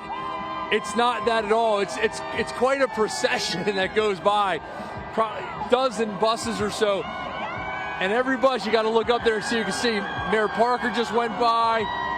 Who's up on this one? A lot of family members and friends of the players. Eagles staffers, VIPs, special guests. And again, when you see the confetti go off, it's just magic to see it sparkling in the sun coming from above the Comcast Technology Center as it sort of pours down on us here on the Parkway. It is just a scene, man. It's just beautiful. It really is. It's just beautiful. I don't know if his confetti can is not working, but he resorted to throwing globs of confetti, and everybody's here for it. No problem there. Let's see where on these next buses here coming up. I think we hit a bus traffic jam as we're rounding the corner to go to the Parkway. This police officer here in front of us, by the way, is just one of the nicest guys. He's been going and getting confetti to give to people. There were beads earlier. He's been giving the beads out to everybody. There's Jordan Mailata up on the bus right there. That's a good group right there. That is a good group. That must be a fun bus to be on. Some of these buses you can just see, you see who's on the bus and you're like, yeah, that would be the bus I want to be on. I wish everybody could be here for this, friends, family, and every single Eagles fan. Obviously, not everybody can be here, people from around the country and around the world, but I think our camera that we're giving you right now, I think it really does capture the feel of what it's like to be here. In the middle of it all, pushed up close to the barriers. A lot of body heat going on here, a lot of body heat. Nobody feeling the cold. We felt it earlier, but right now it's just this magic feeling of brotherly love and sisterly affection. And it's just, again, it's just one of those magic moments. The 2018 parade, the Phillies parade, again, they don't happen often. So enjoy these while they happen. And you can see Tim, Michael the Barkan, players how you doing, buddy? very thirsty. So I think we're going to toss it back to Barrett and Barkan, which sounds like my new favorite podcast, Barrett and Barkan. We're working on it. We're working on it. But Appreciate you, Tim. only Like, how do I get one of these beers? Thanks, Tim. Sounds pretty good. Pass it up this way, by the way. You saw in the white cap Dom DeSandro. We talk about what Philadelphia is like and how it separates itself from other cities. Dom DeSandro is the head of security for the Philadelphia Eagles. He's a household name Big here. Dom. Big Dom. He gets things. He was up there the other night when Saquon and Jalen and the offensive line were at Jimmy Fallon. Right. There he is in the white cap, Dom DeSandro. And I don't know who that is in front of him, but he's someone important enough that Dom feels the need to make sure he goes with him. I don't know if that's Saquon. Barrett, I don't know if you can tell who that might be in front of Dom. It might be Saquon, Might be Saquon, can't confirm. You can't stop him. He's going to be out and about. He is taking this in right now. This is something he hadn't had an opportunity to go out and do. He hadn't had an opportunity to go out and win a lot of games. Being in New York, comes here, of course he's going to take advantage of being able to be out and experience being a world champion. Connor Barwin just fell. Yeah. Connor Barwin fell in the back of the pickup truck. Oh, no. Connor Barwin, okay. He just wiped out in the back of the pickup truck with A.J. Brown. It's A.J. Brown right there. Every time that little... I hope he didn't push him off. That little Toyota's not meant to have that much weight. Yeah, I think you're right. I think you're right. But, Tim, you were talking about the volume of sound, and I was saying to Jackie and Barrett earlier that for the team, it's like a constant wall of noise, of sound, of cheering. Non-stop, yes. Non-stop as they go up Broad Street and then the Parkway. For us, we only get to hear it that one time. But they hear it the whole way. They don't mind it at all, though. You know, you're talking about these guys. No, they're going to sleep. They're going to sleep well tonight, man. Celebrate. What a rush for them. They are going to sleep well tonight. What a rush for them to experience this after such a whirlwind week. All right, the media blitz. Remember, they're only 5 days removed from the biggest game of their life. Not just that, you say whirlwind week, and we were talking yesterday on Bird's Huddle on, of course, NBC Sports Philadelphia, our sister station. Nice to be with you on NBC 10 and NBC Sports Philadelphia. Telemundo. Telemundo 62. And we were talking about the fact that it really has been, what, a 5-week celebration? Yes. We knew this was coming. We knew how good they were. We knew it was going to be special. And they took care of business with Green Bay and the Rams and Washington. There goes another firework, which is great. And so Jake Elliott knew just where it kicked was a headed, beer can. and they play all those games at home. I'm sorry, go ahead. Jake Elliott just place kicked a beer can. Somebody snapped it to him and he kicked it, and it was perfect. It went about 30 yards in the air, dead on. Here's Gilly right Still here. doing those good kicks. Gilly, man. He's become the honorary hype man. The hype man of the Eagles. Leading the Eagles onto the field of those home games. He's got the they got the trophy accompanying him too, and it's just what a day. $1 million worth of game. Gilly, he became iconic, you know, with Too Short song and blow the whistle, making it happen. You know what I mean? It was destined, you know, to play 4 games at home. You know, we really aren't, you know, paying that much homage as we should. They played 4 home games to make it to the Super Bowl. I mean, the fact that the Commanders beat the Lions, was put in a position to play the NFC Championship at home. I mean, it just, you know, cards just fell just right. Cards fell right, and then, you know, they played those games. They played Dallas at home, right, to end the regular season. Exactly. The Giants at home, Yep. and then the 3 playoff games, including the championship game. So they were home the entire final month plus of the season. December 22nd, I believe, was the last time they played until the Super Bowl that they played away from Philadelphia. Is that Saquon running with the Lombardi Trophy? I can't make it out because of the glare. Might be. Might be. It looks like Saquon. And I tell you what. Yeah, that's what they did. That's what they did to touchdown that Chiefs celebration, team. right? They did that to the Chiefs team. By the way, Barrett, yes.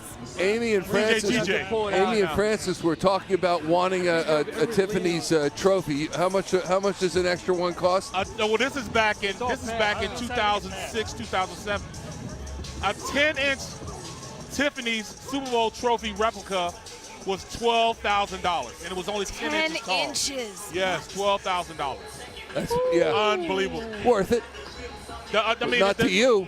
Well, I mean, I wasn't going to spend it, and I had the money to do it back then. You're like, nah, so that's when I did play. But, you know, I mean, come on now, 10 inches, $12,000.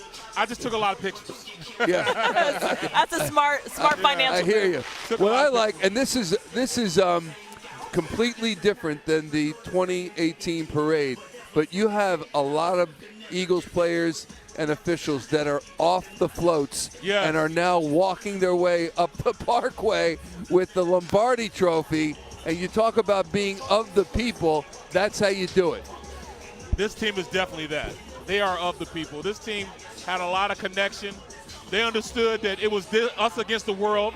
They had that type of mentality, and it worked for them. You know, we talk a lot about locker room cultures, even workplace culture. These guys have a locker room culture that's amazing. You know, they spend a lot of time with each other. It was nothing for them to be around each other for days at a time because that's what they do. Usually, I played on teams where right after practice, right after meetings, guys went straight home. These guys stayed at the NovaCare facility because they didn't mind being around each other. So you don't get that much in NFL. There's a lot of cliquish type of teams. This team is a brotherly love team, you know, iconic for this city. They love each other. Yeah. We'll take a break, but we got to go to break to the tunes of Mo Bamba. Okay. let's take a quick timeout. Who went to Westtown School, by the way. There you go. Out in Chester County. You know that. We'll take a timeout. We're back with the World Champion Parade on NBC 10, NBC Sports Philadelphia, and Telemundo 62.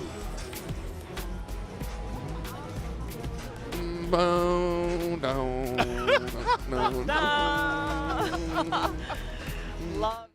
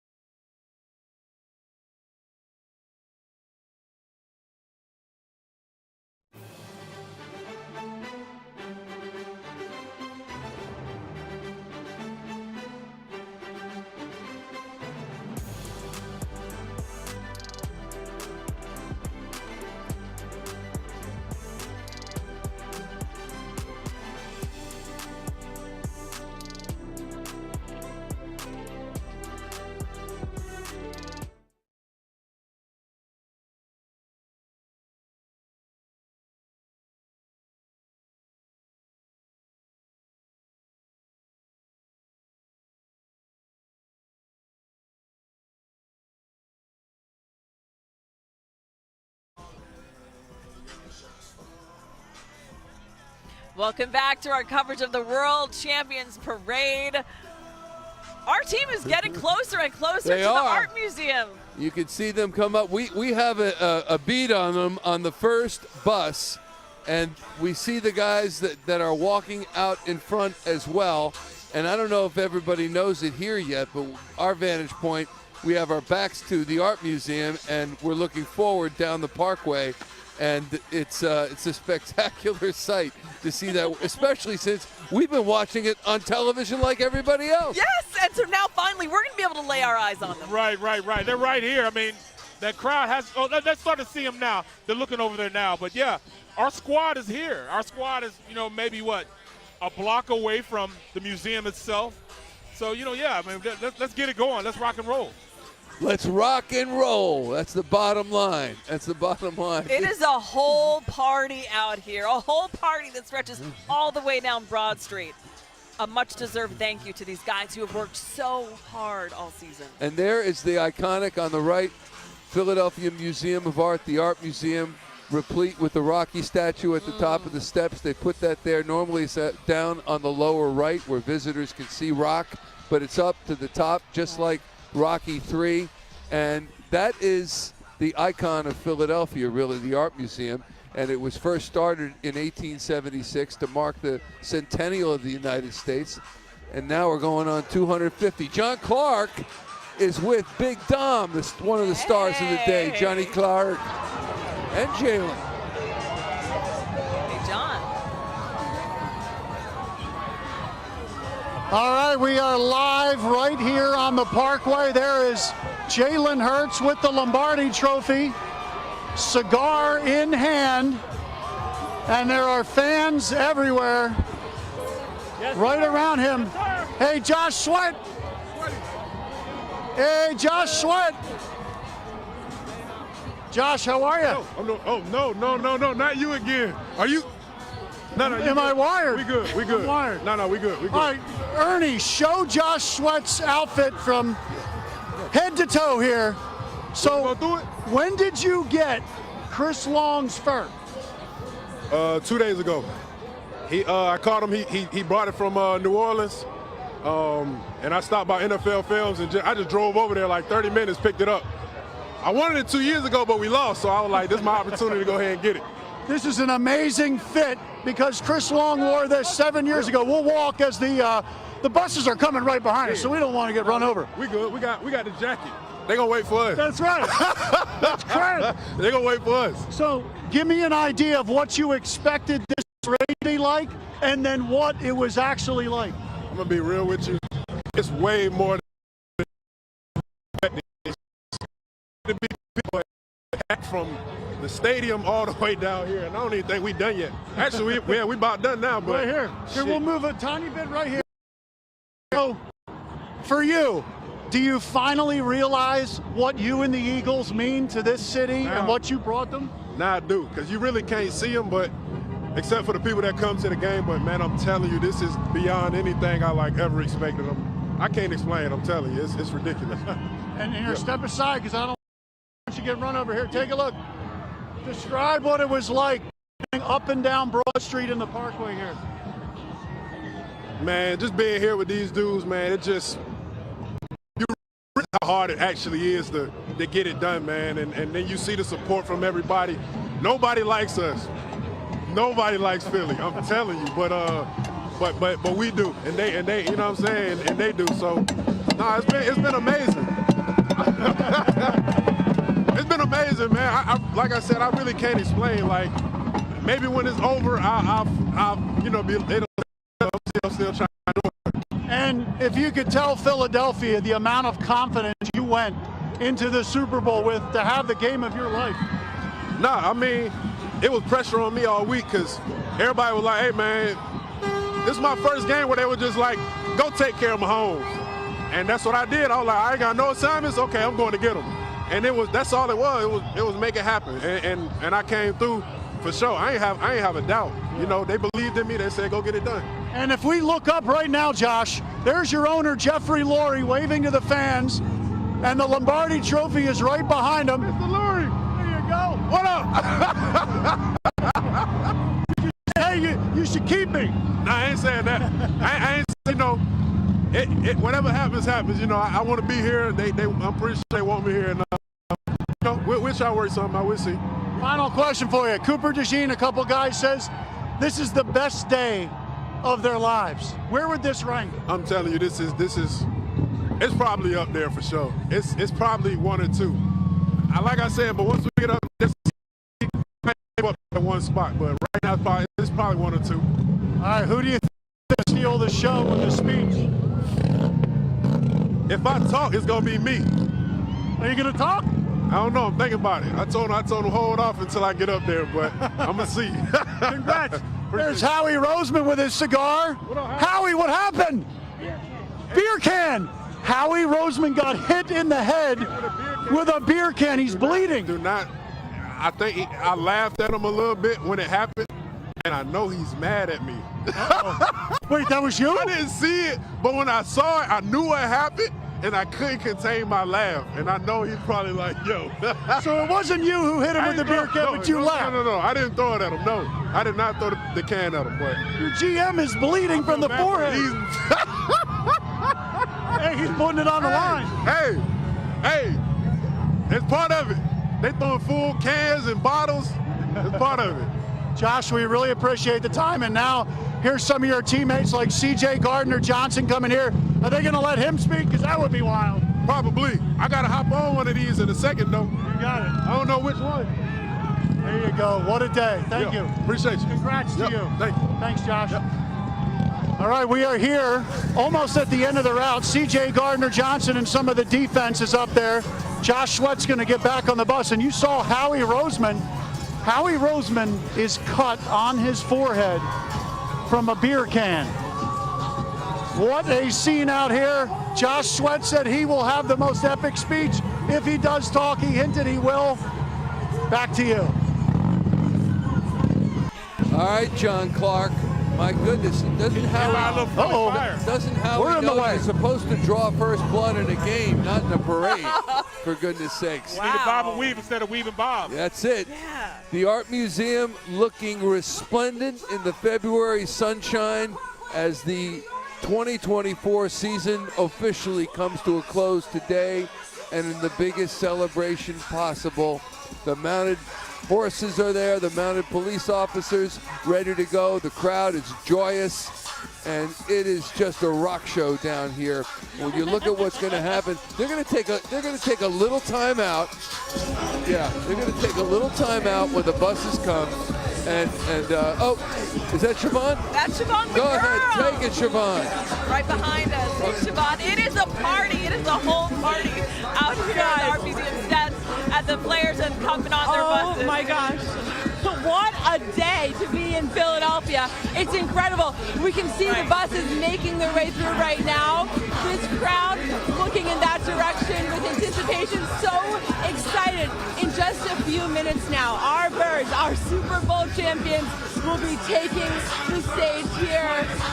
It's tough to describe the moment, the energy. I thought the energy was incredible here all morning, but as we started to see these buses arrive, started to see the players, the crowd went insane. I gotta back it up though and show you, because these people, some of them have been here for this parade since yesterday.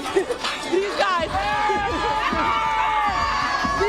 came in from California, Wilmington native. He said he couldn't miss this. In fact, you told me this is the second best day of your life. What's the first? The first Super Bowl they won. Best day of my life. Hey, man, how do you feel right now? We're seeing the buses, we're seeing the players to be here. So excited. Wouldn't miss it for the world. And this guy told me he cares more about the Eagles than he does his kids. And I said, you know they're going to hear this. He said, they already know. Go Birds! How do you feel, man, right now? It's about to start. I'm amazed. I'm so happy. I can't believe I'm actually here. I'm starstruck. It's awesome. This is a day that all of these people will never forget this day. They say they just had to be here for this. The excitement is incredible. And what's even better, you see fans of all generations. My friend right here, he convinced his dad to take him. How are you feeling right now? Great! Talk about your love for this team. It's just such a good feeling. I'm so proud. I'm so happy. He told me he was about 6, the last Super Bowl win. And he said he couldn't miss this to be here. Could you see the buses through the trees? Yeah. How are you feeling? Excited. Can't wait for it to happen. How about you, bud? How do you feel about these birds? Amazing. We love it. We know in our city, Eagles football, it's about more than football, right? It's about this. It's about this energy. Absolutely incredible. And these guys are troopers. They have chairs. Oh, incredible. How you feeling, my friend? I feel great. I knew they were going to win. Oh, yeah, it's our year, baby. Look at the trash right there. Dallas sucks. You had to be here for this. Why? I had to be here. I just knew I had to be here. The Eagles win once in a lifetime. Everybody got to be here. 3 million people, no doubt. Give me a chance to lead it back. E-A-G-L-E-S, Eagles!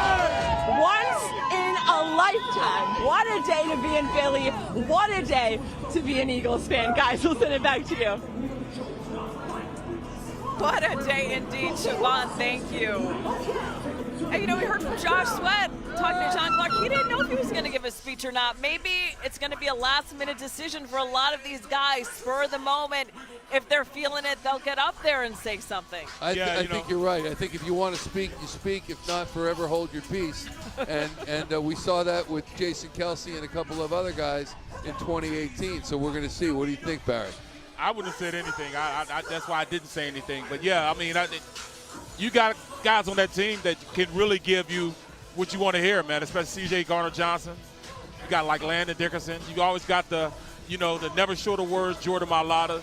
Really guys that can go out and really, get this crowd going, And, of course, you want to hear from your quarterback. You want to hear from Saquon, guys like that. But, yeah, I mean, this is it. If you want the biggest stage in Philadelphia, it'll be right behind us at the museum. Biggest stage in the country, for goodness sake. Absolutely. We got a text from our friend, our play-by-play voice, Matt Martucci. He's watching in Connecticut. They love us in Connecticut, but I didn't think we were going that far north, for goodness sakes. But that is the power of being a champion. Oh, I got a guy listening right now on the live broadcast. He's in California. Son of a gun. California, yeah. His pops was my doctor. I got a guy listening on Mars. We're interplanetary. Are you kidding me? You have no idea how far we go. But the thing is, Siobhan asked the gentleman before. Look at that view on the left. Oh, John Clark's got more interviews. No, someone's on a pole again. Someone's on a pole. We try to keep him off the pole, but Yeah, try to keep off the pole. Try not to rip off the pole. Yeah, he about 3 shades to the women right Johnny, now. Go ahead. John Clark. Yeah, hey, we are here right outside the Art Museum, and this is Connor Barwin, who works with the Eagles. He's a great Eagle. Connor, we're on live. Can we ask you a quick question? Okay, hey, yeah, probably not, but how you doing? You're doing fine. How are you? So, being a part of this parade, you saw it 7 years ago, and today, does it always exceed expectations? Well, let me just say, I was actually not here 7 years ago. I left in 2017 to go to LA, unfortunately, and it's incredible to be back here. It's everything I thought it would be. You know, there's no place like Philly. In the way this football team unites this whole city, there's nothing like that in the whole world, and I'm happy to play a small part and be a part of it, and just happy for the city of Philadelphia. Like, this is absolutely incredible to see the whole city come together and celebrate, you know, an incredible team. And you are a guy, you rode your bike to work when you played here, you took SEPTA, took subways. What is it like to be out here along the parade route and hear the roar the entire way? I just really think, you know, when I still live in the city, but when I live in the city as a player, you just know how important it is to everybody. And as someone who played in other cities, you know how it's different somewhere else. And to be here and be a part of a championship, I'm just so happy for everybody. You know, this is not, you know, the Eagles, the players, the coaches, I'm so happy for them and all the hard work they put in. But it really is a partnership. It takes everybody. It takes the fans. It takes you. It takes everyone. And I feel like, unlike other cities, this is a celebration for everybody, and it's really special. And my daughter's learning how it works, and we all hope that there's more to come. But she's 3 years old, and she is seeing this firsthand. It's incredible. How amazing was it? Fun. Thank you, Connor. Thank you, John. Congratulations. Enjoy. Congratulations to you. Thank you very much. That is Connor Barwin, of course, longtime Eagle, and good to see you. Ryan Quigley here. Ryan, obviously, what an incredible trip for you to New Orleans, and the Eagles gifted you with tickets to go to the Super Bowl. Yeah. Could you have ever imagined a finish like this, winning a Super Bowl and you being a part of it? No, it's a dream come true. I mean, like I said, to be a part of their journey, going down to New Orleans and the playoff run, it's unbelievable, and it's a dream come true. And you know, I'm just happy to have gotten to know the organization and the players, and to tell everyone that these guys truly are better people off the field than they are on. And knowing that they're icons off the field, like it's just so special. And I give all the glory to God and to Tiger, my best friend that we lost their life on Bourbon Street. But I'm just so grateful to be here, and I'm so thankful for the Eagles organization for gifting us this gift to be a part of their journey. Yeah, and one final question for you. You mentioned your friend Tiger. You and him were in New Orleans for the attack, and you're here with us. Tiger unfortunately lost his life. And what does this do for you? Everything that's happening, Super Bowl win, and today the parade, as far as healing for you and everybody that knew Tiger.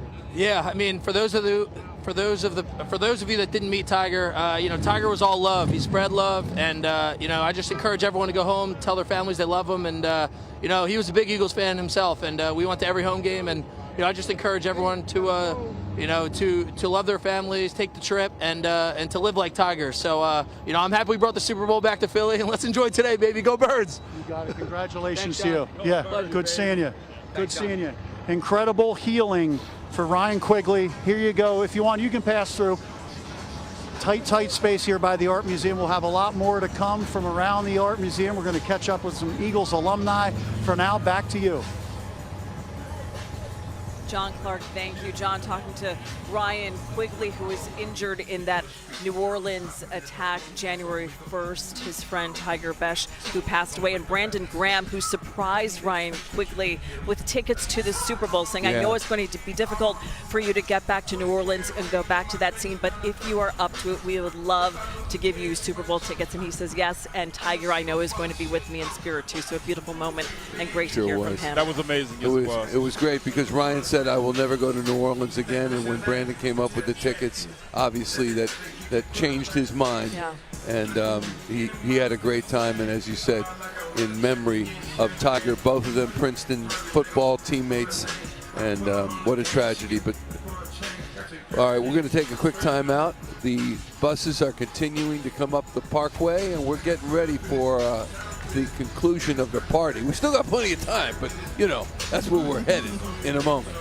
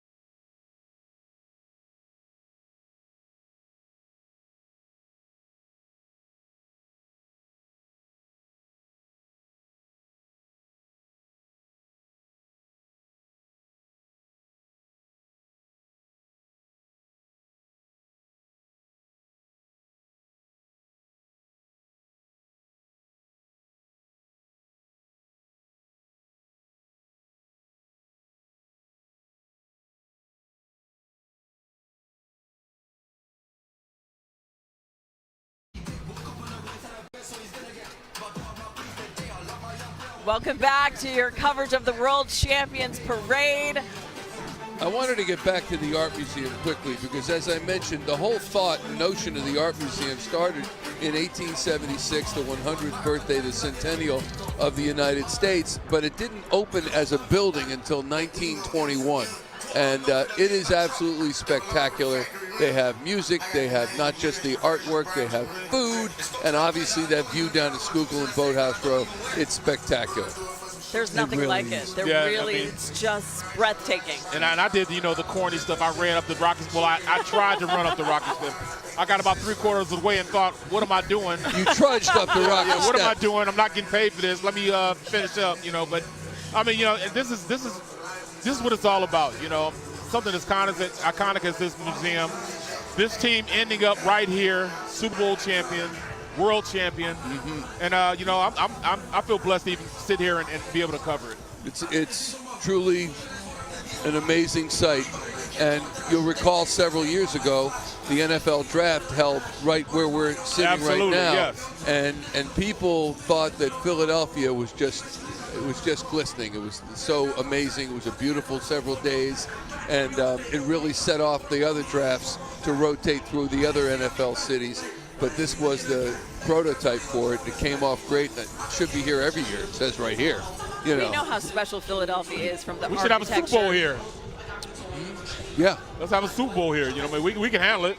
We definitely can handle it. Well, I mean, if you read the reports, that's what Jeffrey Lurie wants to have happen. He wants to get some kind of a step. You know, we're putting the cart before the horse, but that would be great. I'll give you that. Yeah, look at Saquon sitting down with Avonte Maddox, I think. Just cooling out, you know. Just chilling, right? Yep. Taking a breather. Because they haven't had much time to take a break during this week. Over the past 5 days, they've been everywhere, you know. Siobhan, where are you? We'll go to Siobhan now. Hey guys, we are here with the fans. The anticipation right now as everyone is just staring up there waiting for the Super Bowl champs to take the stage. These fans here, they are the dedicated, they are the die-hard fans. This gentleman here, Wayne, he's been here since midnight, a season ticket holder his whole life. How are you feeling right now, Wayne? Oh, it's so exciting being here. It's so great. The team's awesome. Why'd you have to be here for this? Why not miss this? Oh, this is it. I go to all the games. I got to be here for this too. How you feel about this team? It's my team. It's everything to me. I'm here for it. Wayne grew up in this area, but now he lives in Giants country. So you can rub this Super Bowl win in their face, yeah? Yeah, all the time. We love it. He also said that he was here in 2018, but you had a bad spot, right? That's why you slept out to get a better spot. Oh, yeah, I was back about 100 yards. Not this time, not this time. Since 12 o'clock? 1 p.m. There we go. Yesterday. We've been here. Since 1 o'clock yesterday. A true fan. How you feeling there, Bucky? I feel good. I'm ready. Let's go Birds! Go Birds. Back to you guys.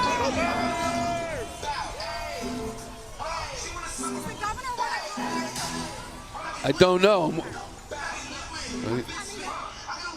Let's go to John Clark. Hey, John, who do you have with you? Yeah, so we are here with someone who has experienced 2 parades.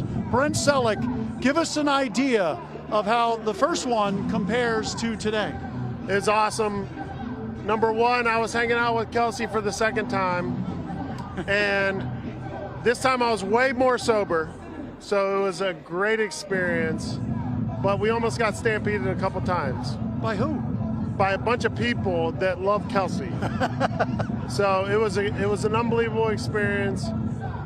I'm so happy for this team. They did a hell of a job this year. It wasn't easy, and anytime you win a world championship, it's not easy.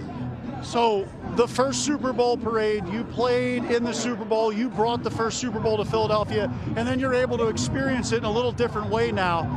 Give us an idea about the connection that you players feel to this city, and you see the love at parades like this. I mean, we got the best fans in the world. Like, I think everybody here knows it. You see all these people again. You think that, like, the first time around, you're going to get the biggest amount of crowd. Now, I'm seeing it, I'm like, oh my God, it did it again. Philly fans are the best. And final question for you. What this team did to kind of back up what you guys started winning that first Super Bowl. Are the Eagles now among the elite in the NFL? Are they in a new stratosphere?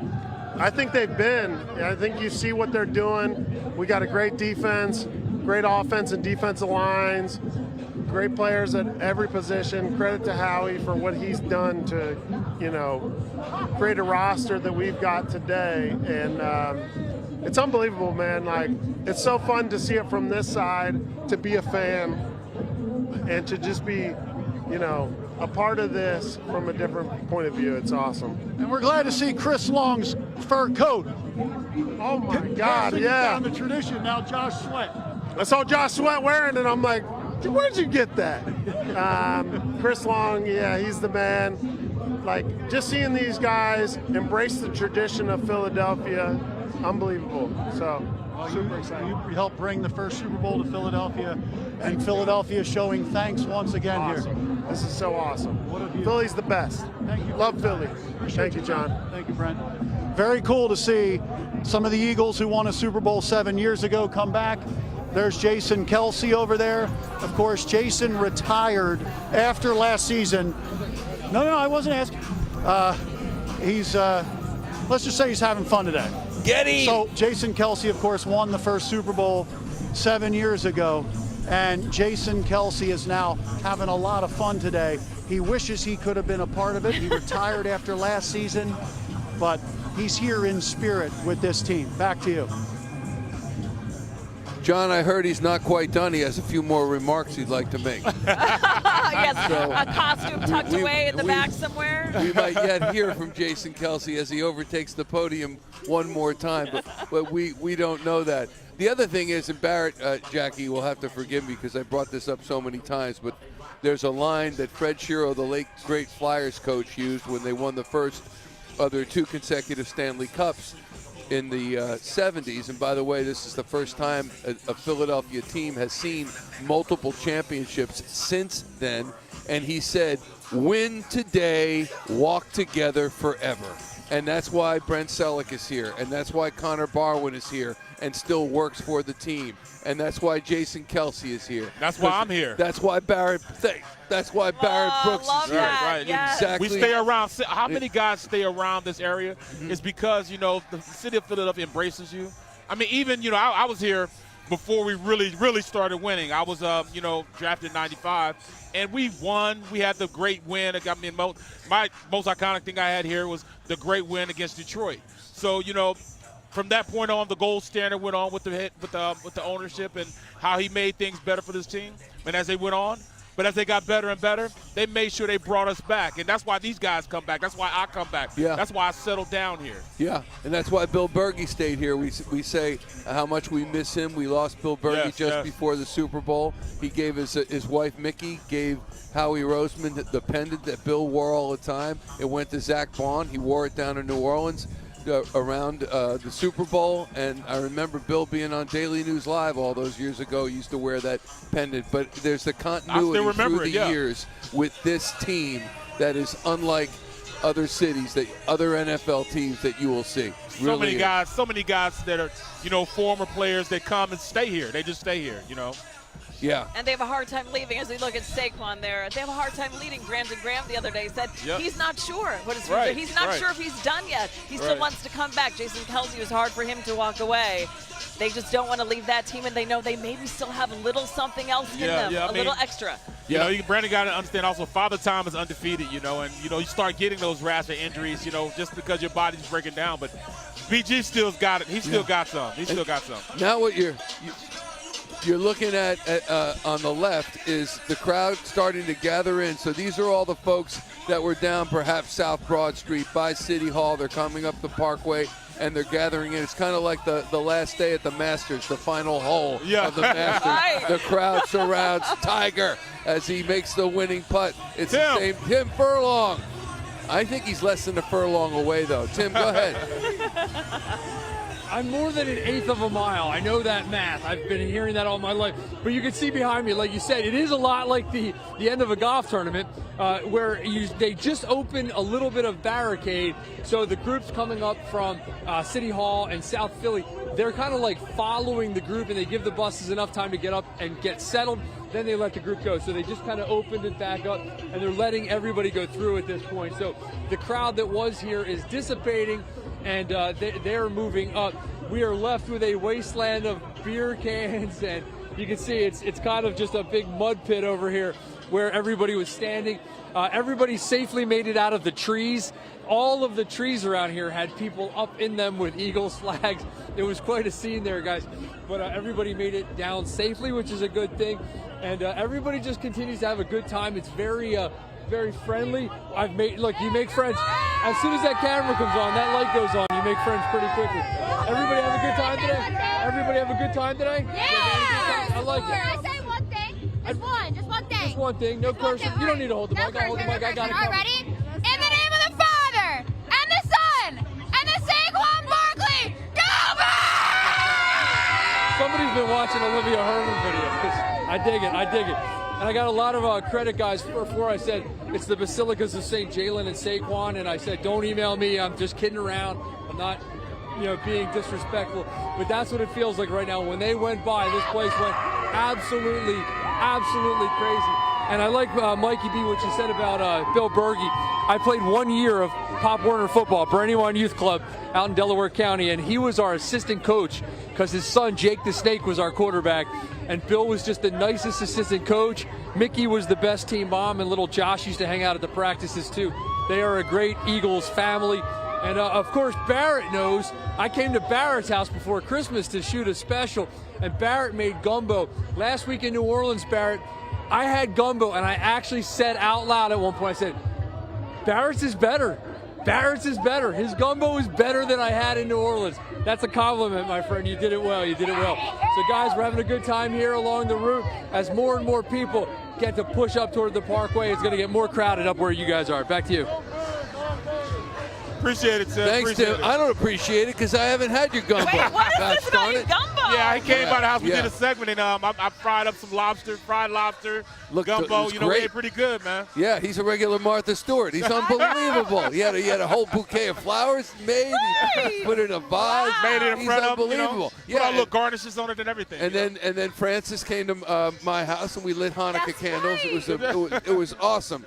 As we look at the throngs surrounding what will be a fountain in the spring and summer, but it's not now, and everybody's getting a better view there. And that fountain just surrounded. it is really, the crowd is really thickening as much as we saw earlier today. We've been here since 8 this morning. As many as were here then, it's infinitely more now. Man, come on, man. I mean, I'm trying to figure out, like, is it almost, 500, 600,000 people? I mean, this is not AI created. This is real. Right. Everybody is out here for real. This is an unbelievable experience, man. You name it. There are people that flew in just for this parade. Yeah. They win next year. It's AI, though. We're just staying home. That's how we're going to do this. But right now, it looks like we saw a shot a few moments ago, and they're no longer there. But Saquon Barkley was and Avonte Maddox, and they were sitting on the very top step of the art museum, just taking it in, and it just beautiful, just beautiful. We are bringing you exclusive coverage of the World Champions Parade on NBC 10, NBC Sports Philadelphia, and Telemundo 62. We'll take a timeout. Back with more.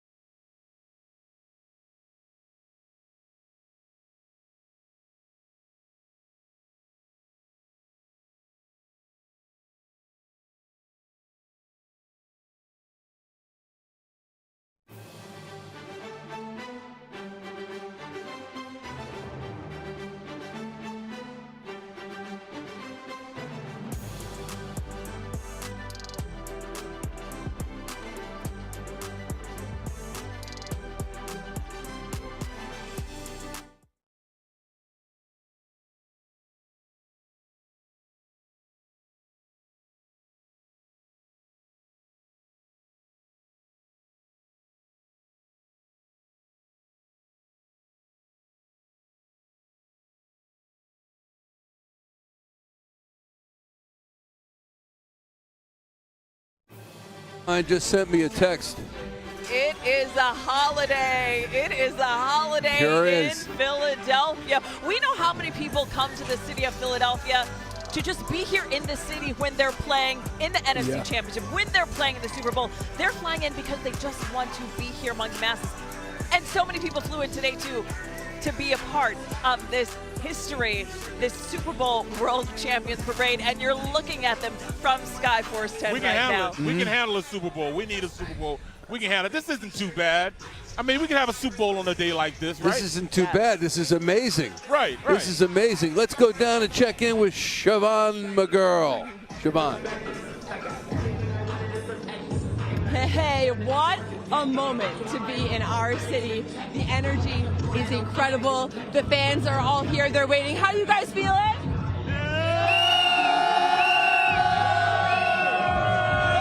We talk about how being an Eagles fan, it's a family thing, right? So many families here.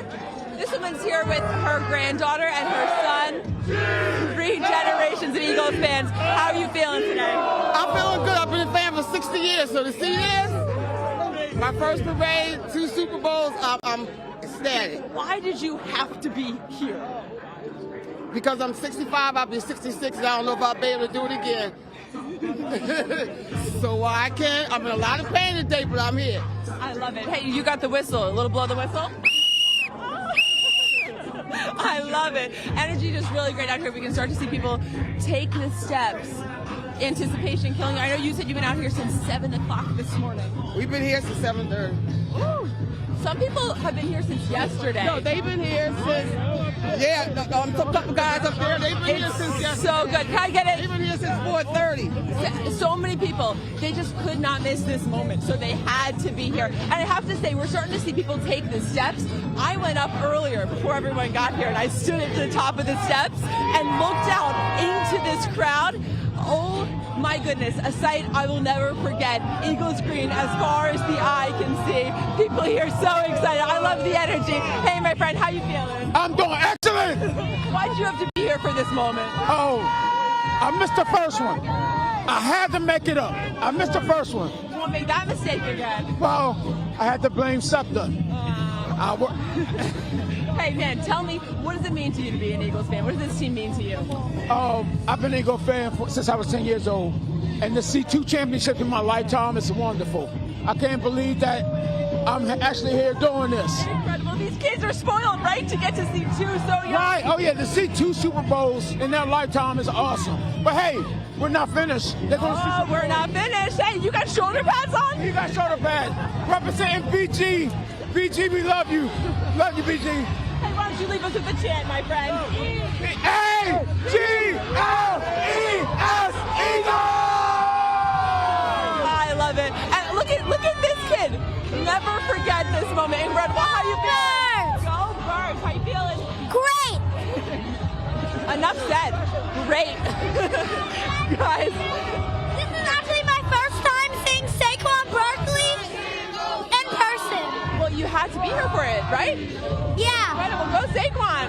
Go Saquon. Incredible. Guys, my favorite day at work ever. I can't put into words.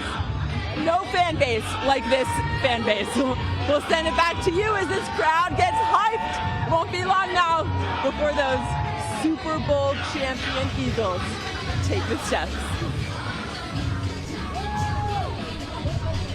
Siobhan, great job. Siobhan with a lot of new friends out there in the crowd. And you know what? That's what happens. I think the joy is such that where you normally might turn around and say, don't push me, at the edge is taken off when you're celebrating what we're celebrating today. No words, no cries. No one says that to Barrett, though. No words, no cries, fellas. Exactly. No cries. Exactly. Oh, Let's go to John Clark, I believe. Oh, great. All right, we are standing on the tops of the Art Museum steps. Rocky's statue is back where it belongs. A.J. Feely, former Eagles quarterback, joining me now. And when you look out and see all of these people here, give us an idea, having played for this organization, what this city means to the Eagles. Well, it means everything. It's incredible. I mean, you really can't explain this until you get a chance to see it. So it's like, for me as an old guy, an alumni, right? I live vicariously through the guys right now. It's almost like I won a world championship, even though I know I didn't, but literally to be experienced this is like something else. It's without words. Yeah.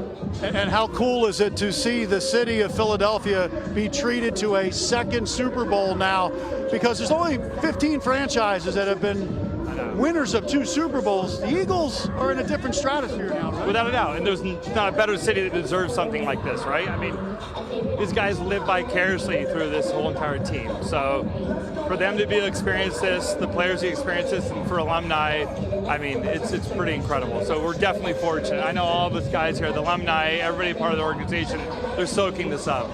And how welcoming is owner Jeffrey Lurie, making sure all the alumni, you guys are always at these games, guys who played last year, they're at the games? Truly, we're truly grateful for an ownership like that. I mean, you know, other teams I played before, it's never the reception that we get here in Philadelphia. And it's not just him, it's the fans, it's everybody. Well, congratulations. Thank you. Everybody's a part of this here in Philadelphia. We're totally fortunate. It's the greatest thing in the world. All right, what a view, what a view. And they're going to get better than this. Soak this up, right? I'm not a big Instagram guy or picture guy, but like, you have to take this all in to truly get an appreciation for it. Yeah, and we saw Saquon Barkley was sitting at the top of the steps up there, just looking out, trying to soak in what he just went through. Yeah, I mean, it's the situations like this, like you're in the off season, right? You're training and you're like, what's it all about? Why am I doing this? And it's moments like this that are probably a reflection point for him to be like, all right, this is what it's all about. Yeah. So it's pretty cool, man. And their life changes forever now. Super Bowl champs. Are you kidding me? It's incredible. I mean, what? Does it get better than this? I mean, you're a world champion. I mean, you strive for this as a kid. You're in your backyard playing catch with your buddy and you're like, hey, I'm playing in the Super Bowl. These guys are living it. They're experiencing it. And we're lucky enough we get to kind of ride their coattails and be a part of it as well.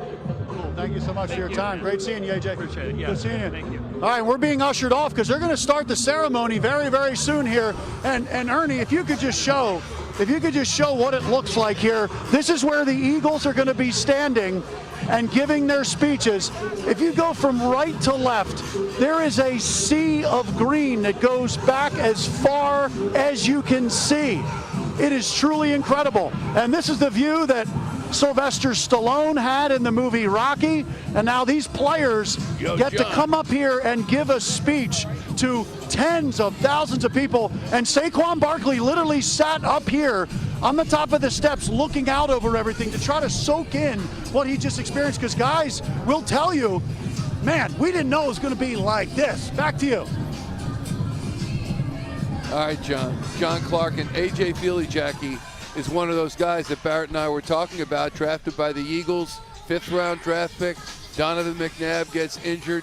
He quarterbacks into the playoffs, works his way into a new contract with the Miami Dolphins, ends his career, comes back to Philadelphia with the former Olympic soccer player Heather Mitz. They and their beautiful children live in the area. So that's how it goes with Philadelphia sports. It just draws you back in. You think you're away from it, and it just pulls you back in, brings you right back to the city of Philadelphia. That city of brotherly love. The love just pulls you back. Yep. And so nice to see Saquon up there taking it all in. He gets it. It has to be a shock to them. We're going to take you to Big Bag now as we give you a look over the city and also some memorable moments of Super Bowl 59. We're right back. After 2 years, the wait is over. The championship rematch has arrived. There are no Cinderellas at this year's dance. The NFL's two best teams, the Philadelphia Eagles and the Kansas City Chiefs, are about to collide. They surround them. They sack them. They've got him again. It's intercepted. Picked up by Cooper DeJean. And DeJean is in for a touchdown. Happy birthday, Cooper DeJean.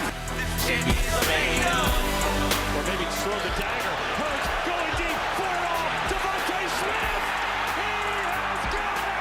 Touchdown. Champions are made of.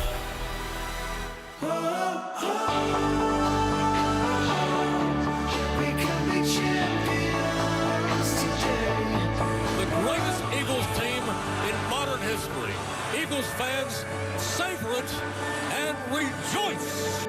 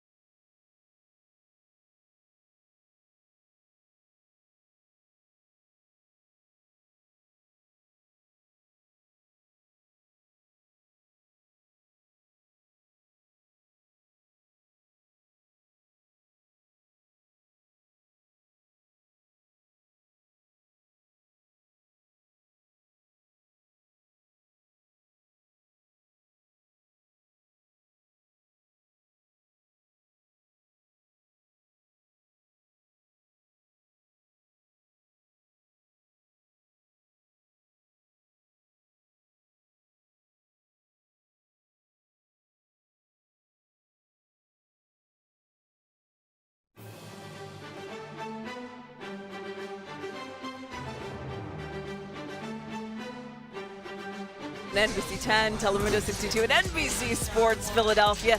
Just look at the crowds. A sea of people all over Philadelphia that have been pouring out all night, all morning long to be here to welcome their favorite Eagles. I have a friend of mine sent me a story. Okay, it's a joke. A Cowboys fan, a Giants fan, and a Chiefs fan walk into a bar to watch the Eagles parade. You got that off. Yeah, you got that off. Yeah, man. No. World champions, man. World champions, man. Yeah. World champions. And it sounds so good. Yep. And to have a second title in 8 years, to have a second Super Bowl appearance in 3 years, and who knows what the future brings, but it is certainly looking up. And of all the people that have importance to that organization, it's Howie Roseman who has built this team. Jeffrey Lurie, certainly. It all starts at the top, and what he has done for this franchise has been incalculable. Actually, it's been calculable. I don't know how he's calculated it, though. Yeah. How do you have all your guys all these guys under contract for next year? I'm not worried about the year after this, but next year we have, so many key players under contract. That's almost unheard of. Yeah. How does he do that? Well, that's why what Howie does is so important, because when the guys that leave, you need to be able to properly assess the talent of the guys that are coming in, like a Zach Vaughn, like a Josh Sweat, like a Mekhi Becton. They brought these guys on. Some of them will stay, but some of them will leave. But they knew what they were getting when they brought, and also the draft. I mean, you got Cooper DeJean and Quinyon Mitchell in the same draft, for goodness sakes. You got, Jalen Carter, Nolan Smith, the same draft. First round. Yeah. So I mean, it's definitely something that you gotta make sure that you give him his flowers and understanding he was able to get this team and build this team the way it is now. Mm-hmm. As we wait and watch the crowd build for the ceremony that's to follow, Tim Furlong down among the throngs. And Go ahead, Logan Tim. Circle in the middle of this crowd. We know you're out there. I was thinking about what you said about the Cowboys. I'm thinking, I wanted to say to Cowboys fans, remember all those pictures you posted when you guys last won a Super Bowl? Oh yeah, social media didn't exist. And I thought about it. I don't think internet existed. It's been that long. So they should pull out the old Sports Illustrated VHS tape today and give that a watch. And if you're a Cowboys fan watching, going, why do you have to bring that up? Can't you just be happy? Sorry, not sorry. Not even a little bit. Today's our day, and if we want to talk about Cowboys fans a little bit too, we can do that too. I'm going to do it. You can see the party that's going on here. There's a little double Dutch going on over here, a double Dutch circle that has sort of formed. After the initial crowd came through, everybody hit the porta potties, including me. Now there are different TVs around the area, so people can gather to watch. Some people have pushed their way up toward the parkway. They're making the march up. But you guys can see it better than I can, that you can only go so far before you hit the crowd, because the crowd is huge. And I don't think people on the ground can appreciate how big this is, because if you're not getting a look at it from Skyforce 10 or from up where you guys are on the steps of the Art Museum, I don't think it's easy to tell just how many people are here. I can't wait to go back and watch the coverage just to see how many people are here. But again, at this point, we have really just the crowd is kind of dispersing, except in front of the TVs. Did you guys have a good time here? I mean, you're hanging out here. I feel like you have something to say. It's time to be alive. We were coming to see how you felt about this. This is an awesome time to work in Philadelphia. You know what? I just want to hug. I just want to share it with my Eagles give fans. love, okay? This is good.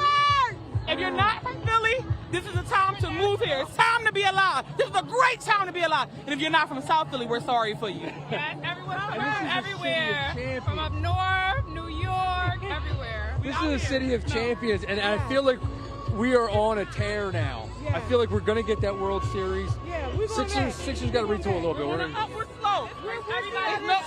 Next year, again. We're going in the right direction. And we're going to have a parade in the fall. And we don't care. And you know what? I think we're going to be back here for a parade in early November for the Phillies. And it's going to be a nicer weather. It's going to be good. And then we'll be getting ready to do this one again, too. Between the Phillies, then we have, 2026, and everything that's happening in 2026. This is the time to be in Philadelphia. Pitchers and catchers, spring training starting, the Union's getting ready to start. I can't wait. It's a good time, and we're at an Eagles parade talking about the Phillies and the Union starting up. We got, it really is a great time. They were right. I'm glad they pulled me aside. I saw them hanging out there, guys. Like, I could tell they had something to say. You've been doing this a while. You start to see, like, they got something to say, and they're not going to curse. They're going to be nice people. There you go. This is what we got going on. This is the energy. This is the Philly energy we're dealing with, guys. I'm going to send it back to you because I can't wait to start looking at these TV screens to hear some of these speeches. I just can't wait to hear who this year's Jason Kelce is, guys. I know. Tim Furlong, thank you. We saw Jalen Hurts on top of that open-air bus coming in. We saw that smile come out. We saw Jalen after the Super Bowl victory in the locker room hallway, sitting down with that Lombardi trophy right between his knees, smoking that cigar, the Jordan Champ goggles on the side of his head. And he had that screensaver for so long on his phone, and still does, he says, of that red and white confetti coming down from the Super Bowl loss against the Chiefs. The one thing I think is important to note is that he was at the front of that bus with Jeffrey Lurie. Yes. And they both were holding alternately the Lombardi trophy. And I think when you have the owner of the franchise and the number one player of the franchise together, and we saw it in parades with Robert Kraft and Tom Brady, that you have something special. And that's what the Eagles have in Jeffrey Lurie and Jalen Hurts. They're both up there. They're both in lockstep. Really, really important. And Howie Roseman's right there as well. Don't you think, Barrett? You paid him 2 years ago with the expectation he was going to bring you a Super Bowl. After he got you to the Super Bowl, they lost. They paid him, turned back around the last 2 years. The first year out of the contract, they kind of, faltered the last, 7, 8 games. Came back this year. There was a bunch of stuff going on. They wanted to oust the head coach. They were talking about Jalen taking too many mistakes, too many turnovers. And then all of a sudden, after the bye week, things took an upward trajectory. And since then, he's been everybody's darling here in Philadelphia. But on the outside, nobody gave him the respect that he needed. Yeah. That was warranted to him. I love the fact now that he can sit back and say, all right, look at me now. You know what I'm saying? Look at me now. So, he's been through a lot. And for the first time I saw a smile on his face. It looked pretty good. It looked great. It looked pretty good. It looked great, and I hope this shows him the type of love that we feel for the Eagles in general, him in particular, because this is what you get. And let's not paint it with anything other than what it is. It's about winning. Yeah, and no so question, yes. we never had they let go of Nick Sirianni, we likely don't see this year. Right. Had Jalen Hurts is struggling for his job because they bring someone up. We don't see this next year. There were reports of that too behind the scenes. Oh, maybe the Eagles this is going to be it for him if he doesn't show it. Well, he showed it. Yeah, the spinning locker room, with supposed beef between AJ and Jalen Hurts and how things were running. You're never going to have a perfect situation. But when your brother's like that, you can get on your brother and your brother go out there and he's going to react accordingly. That's what this team did. They reacted according to every adversity, through the good times, the bad times, and that's how you win championships, because they're so tight, because the culture that Nick Sirianni brought in and he manufactured this culture that is us against the world. Yeah. We're a tough, physical, hard-nosed team. We don't care if you like us. We're going to punch you in the mouth and keep going. And I love it, man. I love the fact these guys love to be physical, but they love the family relationship they have inside their locker room. And when they were questioned about Jalen not getting the ball to A.J. Brown enough, and then that game where we saw a lot of that combination of them working together afterwards, I think it's when Jalen sat down in the news conference and said, is that what you all wanted to see? Yeah, is that what y'all showing that there's diversity in the game? Yes. I can play lots of different Yes. ways to win. It's not just one way to get to that victory. Absolutely, Jack. Johnny Archer has a story that we want to watch on this comeback year of Jalen Hurts.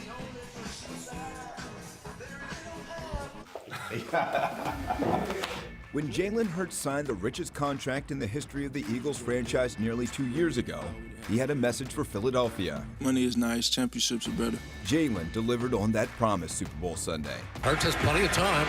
He's looking. He fired. He completes it. Touchdown! A.J. Brown! Hurts going deep for it all. Devontae Smith! He has got it! Touchdown! After Jalen delivered the Devontae dagger, emotion began to show just a bit from the Birds' stoic leader. I love you, boy. Love you too, dog. Appreciate you, man. Appreciate you too, man. Way to keep it going, man. I got you, dog. Hey, man, this ain't our last time at this, man. We got some catching up to do, dog. For sure. Hey, it's been a ride, huh? For sure. It's been a ride. Post-game is really where the emotions flowed. Jalen in tears as he hugged the man he calls his hero, his father and high school head coach, Averion. Then, in the Eagles locker room, where he went from letting loose with teammates to sharing a special handshake with A.J. Brown to a reflective moment alone with the Super Bowl trophy. It's not normal. So, it's been a very unprecedented journey, and the journey's, it's always the beginning until it's the end. And I think it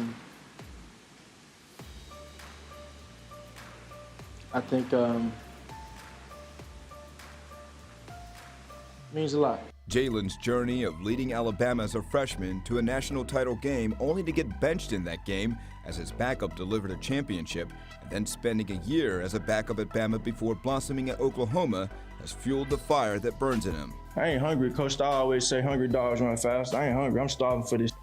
That was Jalen before the last Super Bowl, and despite his outstanding play, that game came up just short. Hey, I'm proud of you and everything that we've been through, man. Thanks. So this time, getting to celebrate as a champion. Hey, Super Bowl MVP. Super Bowl champ. Being recognized as the MVP of the Super Bowl brought it all together for the Birds franchise QB. This whole year has been more magnifying to me in terms of my desire to win, because kind of learned like how I processed everything after the game and where my heart was. It's like the joy of winning it still had no comparison to the pain of losing it. And so those things are still going to continue to motivate me and drive me internally. Johnny Archer, NBC 10.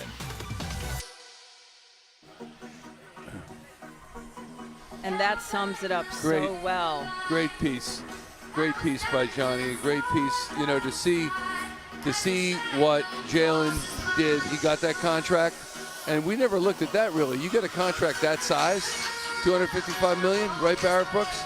You know, and then you got to prove it that season. That's a lot. That's it right there. Proving it, that's the big thing. You know, proving that you're worth $255 million.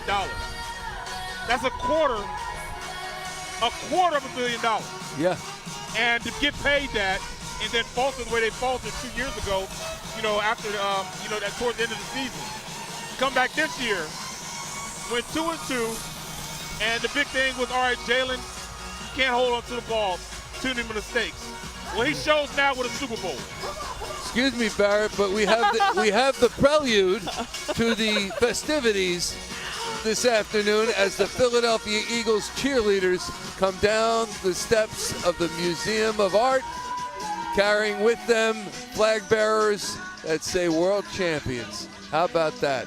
And I love the banners have 2 Lombardi trophies. Isn't that Not beautiful? One, but 2 Lombardi trophies. So nice. As the cheerleaders fan out and they go across the rocky steps, and we're at this point waiting for the team and Jeffrey Lurie and Howie Roseman, and I'm assuming Dave Spadaro will be the master of ceremonies for all of this. And what a backdrop.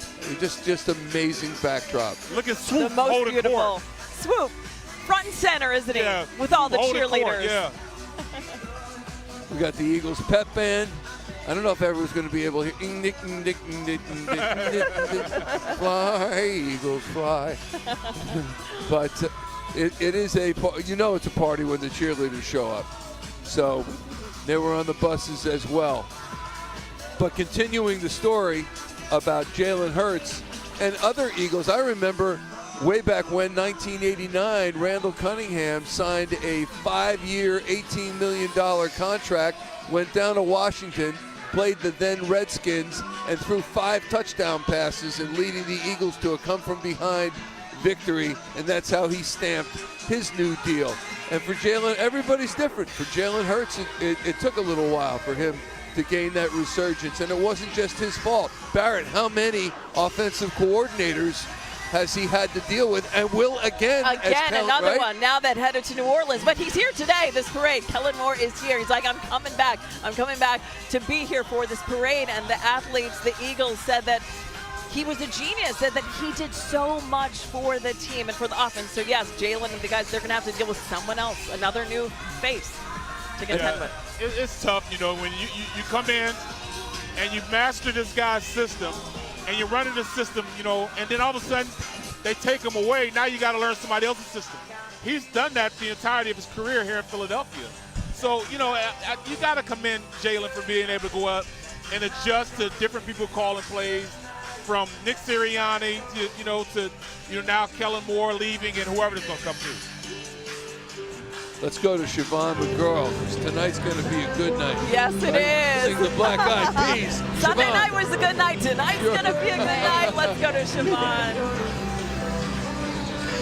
Hey, guys, Right now, we see those cheerleaders on the steps. The music is going. We see Swoop hyping up the crowd. I don't know if this crowd needs hyping up, though. It seems pretty hype already. How you feeling, bud? Pretty good.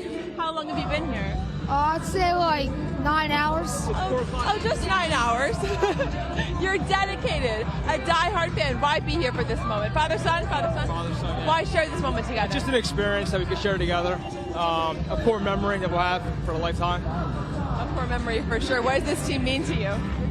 This right here, everything. I mean, it's wonderful. It's good for the city. It's good for the fans. What we needed. Describe the energy as we wait for them to take the steps. What was that? Describe the energy. Oh, it's insane. It's nothing. I mean, you have to be here to experience it. It's hard to put into words, guys. We thank you so much. You guys were joking about Dallas Cowboys earlier. I gotta show you. Someone threw a hat and put it in the mud. Someone asked me to step on it. I said, I'm not gonna do that. I don't know whose hat it is. Let me walk you over this way. Guys, Tim was talking about how it's hard to really tell how many people are here. This is just showing you a slice of it. And you look out and people are all the way in deep. It's crazy. I love these ladies though. They can make their pom-poms. Ladies, how are you feeling right now? Fine! Oh my God! Why be here for this? We had to. We had to. The second time here. Second time here. Second time here. Second time here. We want to go to the Super Bowl next year. Next year. Next year. Yeah, they're saying we're not done. We're not done. Hey, we see the cheerleaders up on the steps, but look at you girls with your pom-poms. Yes. I used to be a cheerleader for the Eagles. Oh, you used to be a cheerleader for the Eagles. I believe it. Oh my God, I love it. You go, girls. Something's happening up there. Something. I don't know. Energy, anticipation. We'll send it back. Someone's on the mic.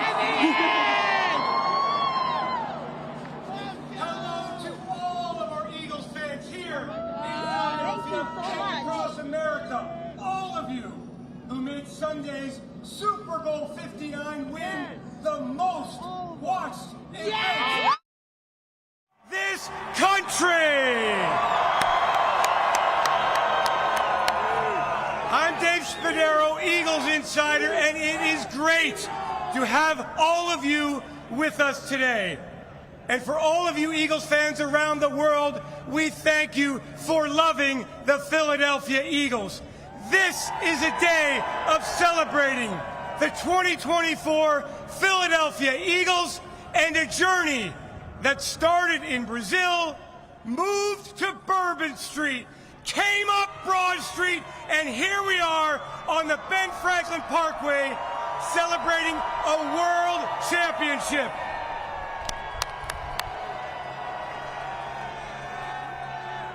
As we start the program, I'd like for just a moment to take a deep breath and for all of us to remember those who have helped us enjoy this moment. All of the legends, including former Eagles cornerback Eric Allen, who last week was voted into the Pro Football Hall of Fame class of 2025. All of those legends who have helped build the Eagles into the best sports franchise in the entire world. Let's remember the families and the friends who have helped along the way with their time and their effort, all the dedication that they have put forth for everyone here. And for those fans who are no longer with us, but who are watching and loving every bit of it from up there. We are all a family. And I love saying it, the Eagles are Super Bowl 59 champions! Let us begin with a unique tradition that is special to us, that we all know. Please join in singing the Eagles fight song.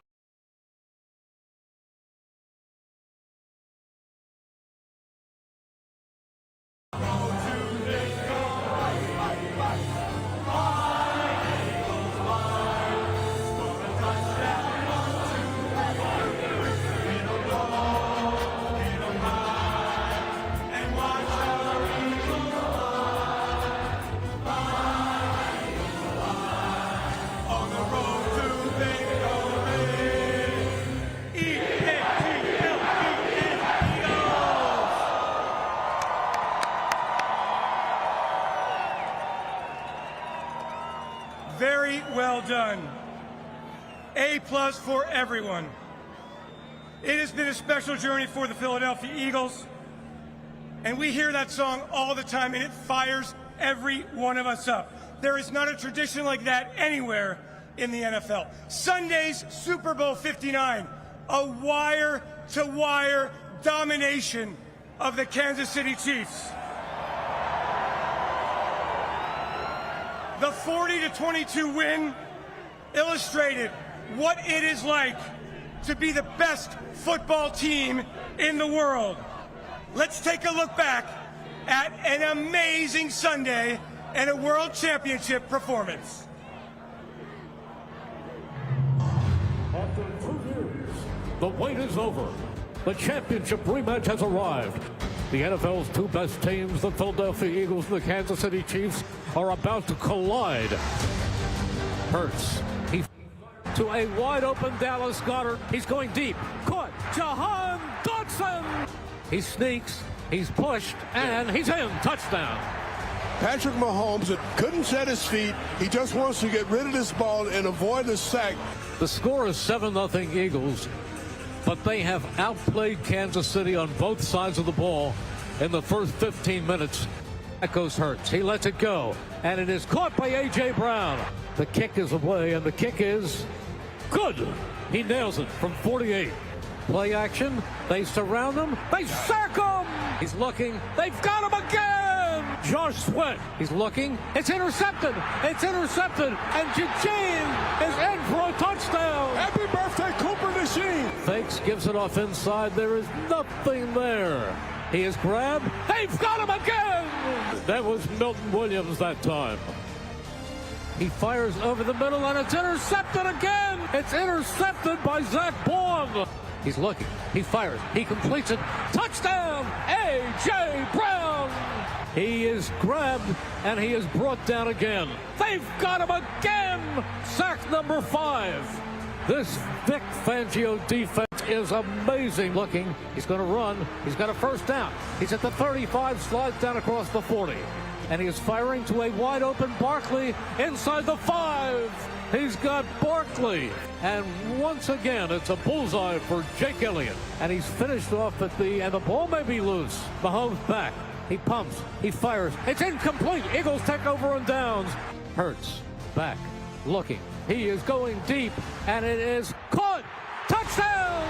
Devontae Smith. He's hit. He's hit. He fumbles the football. A fight for the ball, and the Eagles have it. Plenty of distance, and it is good. Jake nails it again. 3, 2, 1. It's over. The Philadelphia Eagles have won Super Bowl 59. What a game. What a season. What a team. It was an amazing Sunday brought to us by an amazing voice.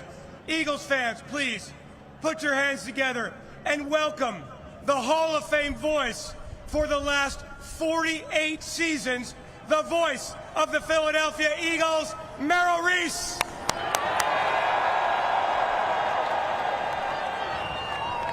It is wonderful to look out at the best and most passionate fans in the NFL. You are all of that. As I said on Sunday night, what a game. What a season. What a team. They are the greatest team in modern Eagles history.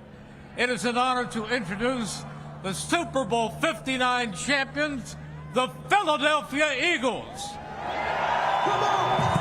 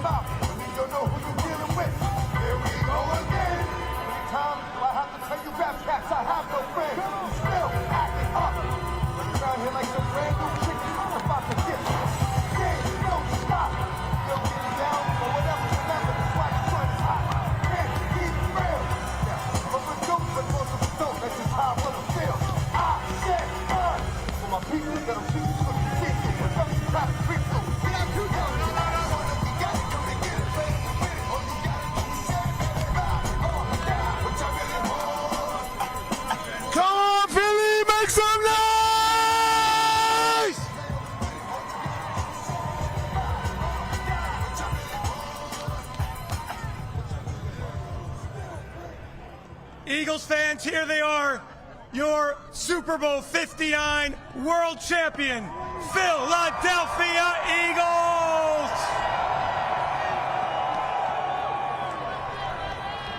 And the presentation of the Super Bowl 59 Lombardi Trophy.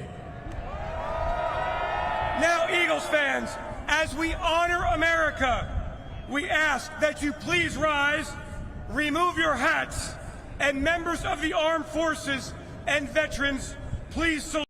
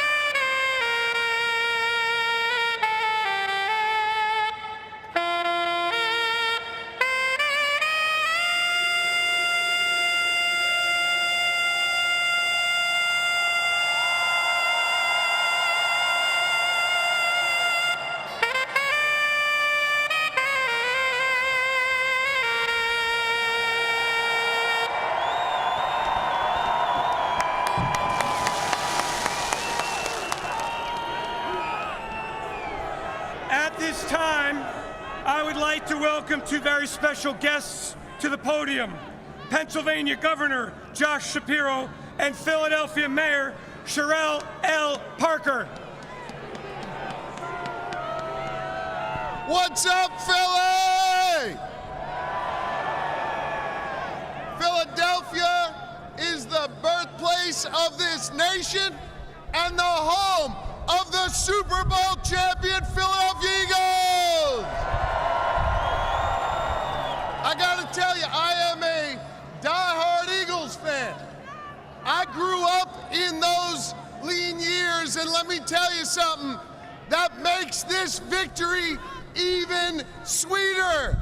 This is a special team assembled by Jeffrey Lurie, constructed by Howie Roseman, coached by Nick Sirianni, with unbelievable talent and grit and determination. They represent the best, the absolute best of Philly. This is a team that brought us together. This is a team that helped Northeast Philly heal over the last couple weeks. And I gotta tell you something. Being an Eagles fan, I know how people love to hate us. They love to root against us. But something I noticed is that all of a sudden, people were coming together to cheer on our Philadelphia Eagles, not just here in Philly, but all across America. It would seem, Jeffrey, that the Philadelphia Eagles are now America's team. You hear that, Dallas? The Eagles are America's team. Philadelphia, I love how you love this special team, and these guys put their heart and their soul out there for all of you. Ladies and gentlemen, I love these Eagles. Fly, Eagles, fly! Philly, you put on a hell of a parade today. Everything was perfect, except for some of y'all who didn't know how to toss a beer nicely. You fired it too hard. Just ask Howie Roseman. But law enforcement, first responders, and the great mayor of the city of Philadelphia did an awesome job. Ladies and gentlemen, the mayor of Philly, Sherelle Parker. Thank you. Hello, Philly. They did it, y'all. We did it, y'all. Our Eagles, our Birds are Super Bowl 59 champions, and we couldn't be more proud. I want you to know that it is an honor and a privilege to join with each and every one of you here today as we gather to celebrate this monumental victory and their command performance.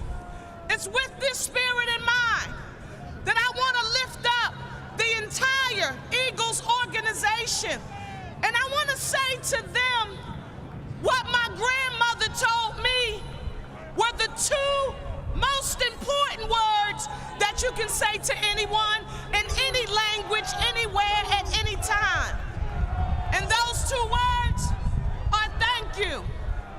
Thank you, Jeffrey Lurie and President Dom Smolenski, to the amazing general manager, Howie Roseman, and to the best head coach in the NFL, Nick Sirianni.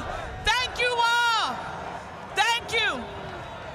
But most importantly, to each and every player on the roster, to the best defense and offense in the NFL. And yes, that does mean our Super Bowl MVP, Jalen Hurts. Thank you all. Thank you, thank you, thank you. Let me say this to you. And Philadelphia, you know this is important. As mayor, I need to thank our Philadelphia Eagles for bringing a profound sense of hope, pride, and dignity to our city and to our region during the time that you all know we needed it most. I don't know about you, but every time they went out there, I felt like you all carried our city with you on the field.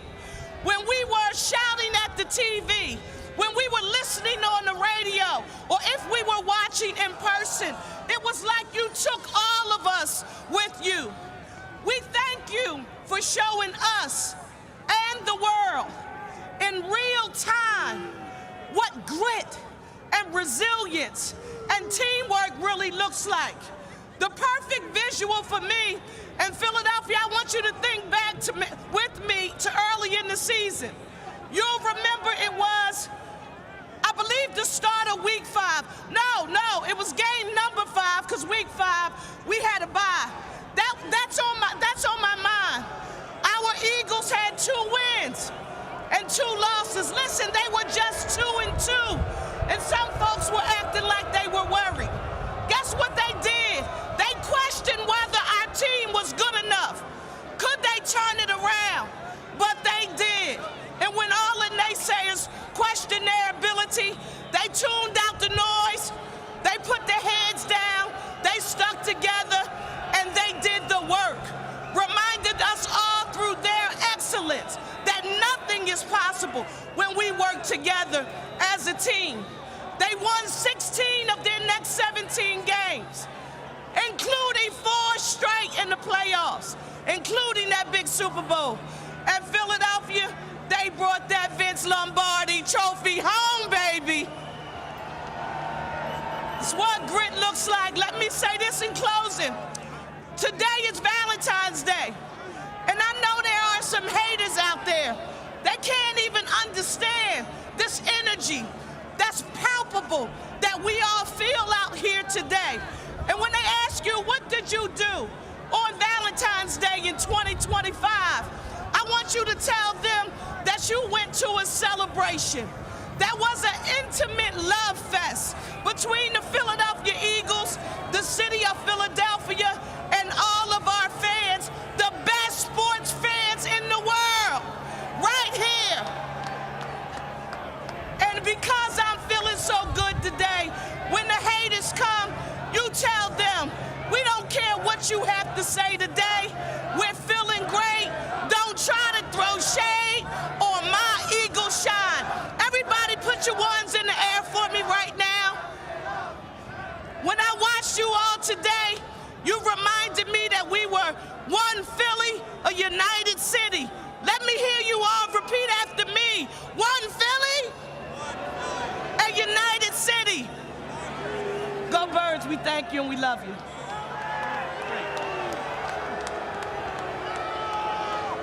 It is my pleasure to introduce the man who has been the chairman CEO of the Eagles franchise since 1994. He has led the way as the Philadelphia Eagles have become one of the premier sports franchises in the entire world, on and off the field. 19 playoff appearances, including 7 of the last 8 seasons, 11 NFC East titles, 8 trips to the NFC Championship game, including 6 in Philadelphia, 4 Super Bowl appearances, and now 2 World Championships. I am honored to introduce the chairman and CEO of the Super Bowl champion Philadelphia Eagles, Jeffrey Lurie.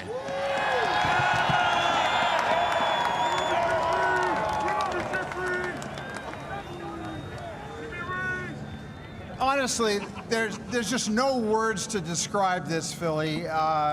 There's no words. You can say surreal, you can say incredible. There are no friggin' words to describe delivering a world championship to our incredible fan base. There's just nothing that can compare. And today, this parade, there's no words. So anyway, hello Eagles Nation. Today, Valentine's Day, is the perfect day to celebrate this love affair between this sports team and Eagles fans here and everywhere. You know, we share an amazing bond that is second to none. And this team is a tremendous example of the power of a special family connection.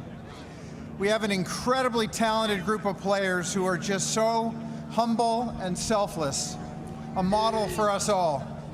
I want to congratulate our players and thank them for representing our organization and this city so well. Really. Nick and his outstanding coaching staff deserve tremendous credit. Howie and his staff continue to do a fantastic job every day. I'd also like to thank Don Smolensky, our president, our executives, our entire support staff for their tireless efforts, much of which is behind the scenes. You'll never hear about them. Eagles fans, you are the greatest. There's nothing close. Whether it's at Lincoln Financial Field or halfway around the world, we feel your passion, your support at all times. And now, you've been rewarded with another world championship. I'll tell you what, let's shoot for 3. Thank you all. Great job. Thank you, Jeffrey. He is the first head coach in the Super Bowl era to make the postseason in each of his first 4 seasons, while reaching the Super Bowl multiple times. His 48-20 regular season record, a winning percentage of more than 70%, is 3rd best among every head coach in the Super Bowl era, and those 48 wins are 2nd most among all coaches in the same time period. Eagles fans, please welcome the head coach of your Philadelphia Eagles, Nick Sirianni.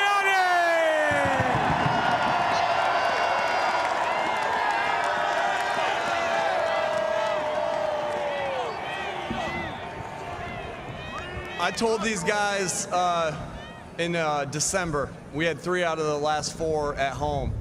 And we were practicing outside every day, practicing at the stadium every other couple days. And I said, hey, we're going to have to go to the Super Bowl, and to win that Super Bowl, we're going to have to go out in Lincoln Financial in front of the best fans in the world, all right, and win some games. And we did exactly that. And like I said to these guys all the time, you can't be great without the greatness of others. And we look at all these guys that we have on this stage of how that really it stays true to the team, right? People, team, like, team's not celebrated enough. This team is special.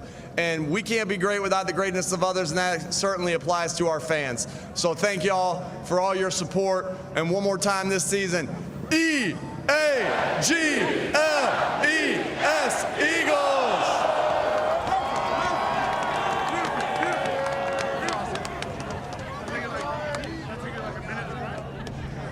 Every great season begins with a great off-season, and we have had many of them here in Philadelphia. In particular, 2024. We all ask, how does he do it year after year? This 2024 roster, hands down, the best in football. He crushed it in free agency, with trades, through the waiver wire, and no doubt about it, in the NFL draft. He is Howie Roseman, Executive Vice President, General Manager, and 2-time Super Bowl champion. Eagles fans, welcome Howie Roseman! I bleed for this city! Go Eagles! Our players, our staff have done an unbelievable job. We are 2-time world champs, and we're coming back strong. Go Birds!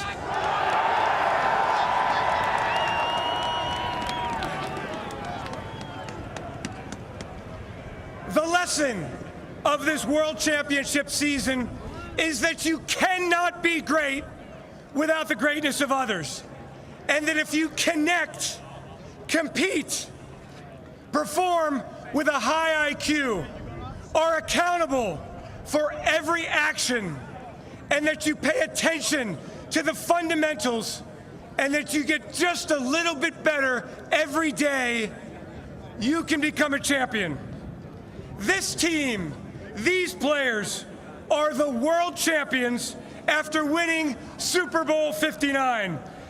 It is now time to hear from some of these players.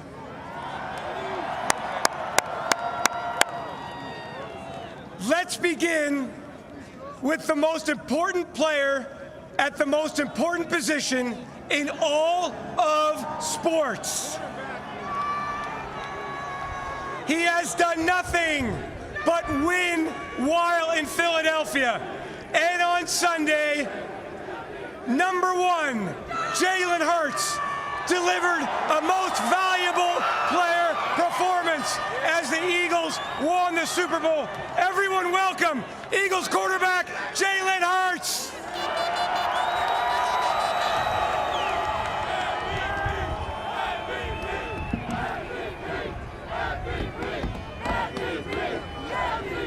Huh? I ain't got too much. Philly, Philly. Yes, On behalf of my teammates and myself, we want to thank you. Thank you for all of your support this year, all the passion, every ounce of it. I want to thank my teammates, thank my offense, from the quarterback room to the receivers, the tight ends, the running backs, Saquon Barkley.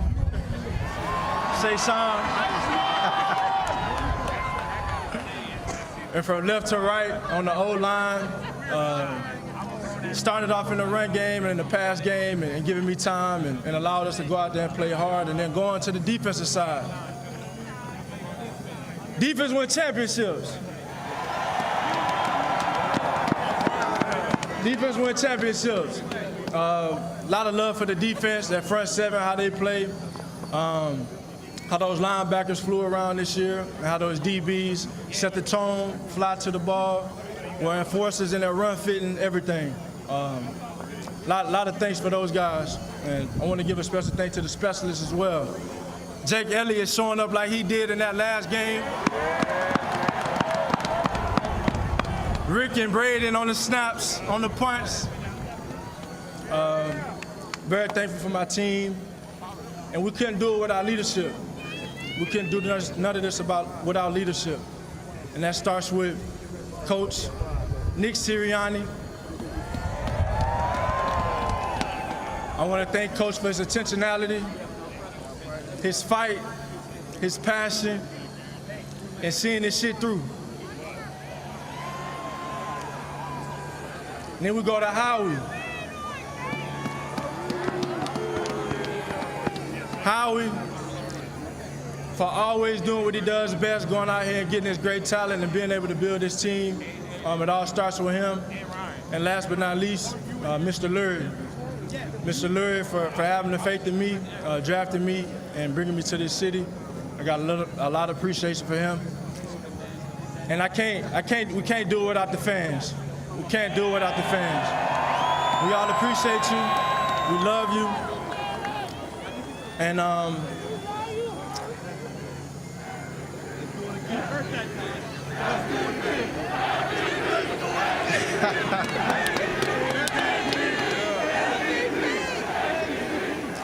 you know, I told myself that when I got drafted, that I wouldn't come to the Rocky Steps until I won a championship. And now we're here.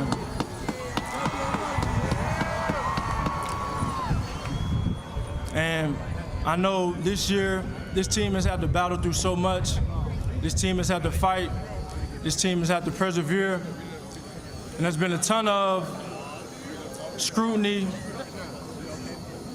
a ton of opinions, a ton of all of that. But I know about this city, one thing we do, we fight. We fight. And you go through the course of these things and you learn that success isn't built off of approval. It's built off of endurance, it's built off of strength. You can't quit. You can't lose if you don't quit. And in Philly, we don't quit. So thank you. The next pursuit begins. Go Birds.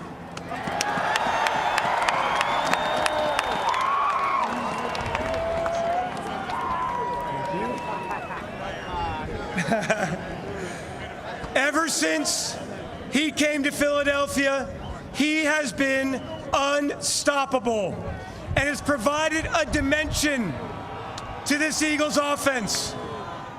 One of the most lethal receiving groups in the entire NFL. He has been a difference maker. Please welcome Eagles All-Pro and Pro Bowl wide receiver, A.J. Brown.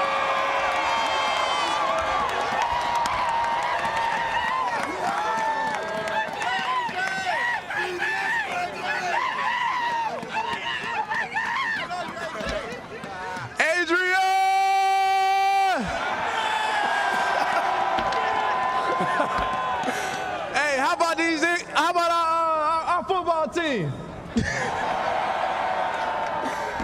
Man, we couldn't do it without you guys. We just wanted to tell you, man, we love you and we support y'all. We thank y'all so much, man. I got one more thing. They said I was a diva. They said all I care about was stats. If you're gonna get all those things wrong about me, but one thing you can get right. I'm a fucking champion.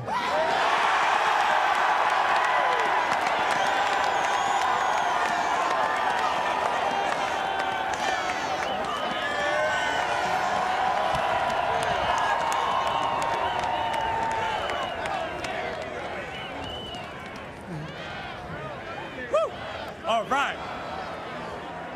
Our next player came to Philadelphia in free agency from one of our most bitter rivals in the NFC East. And from the jump, he changed the dynamic of our offense. He made plays in Brazil all the way through Bourbon Street. A great player on the field, a great teammate off the field, and somebody who cares about you, the community. More than 2,000 rushing yards during the season and the most rushing yards in the history of the NFL in a single season. Eagles fans, please welcome number 26 running back, Saquon Barkley.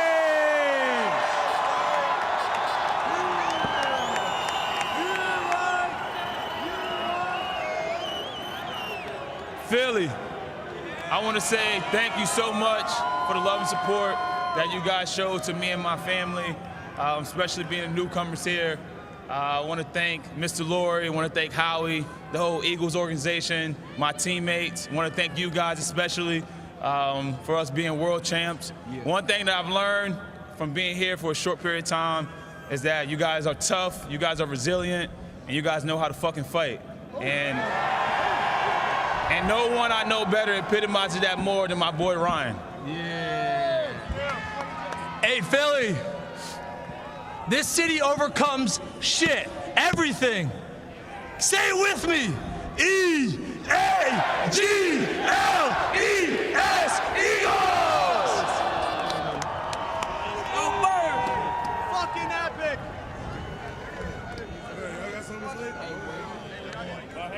Good. Hey, if any of you guys got it, go get it. Go get it. Go get it. Philly!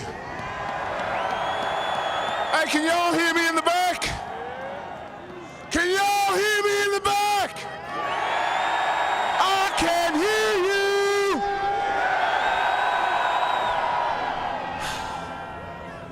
First and foremost, I want to thank Mr. Lurie for creating such an amazing organization. I want to thank Howie Roseman for creating such an amazing team. And I want to thank Nick Sirianni for leading that amazing team. But we can't forget about our significant others. I want to thank our wives, girlfriends, and whoever else got us here. Now, I'm not one for speeches, but I know how to sing, so I'm going to need some help. I want to sing a song that everyone here should know. Kind of sounds like this. We are the champions, my friend. There we go, come on! We keep on fighting to the end. We are the champions. We are the champions. No time for losing, 'cause we are the champions. Come on, Philly! Of the world. Go Birds!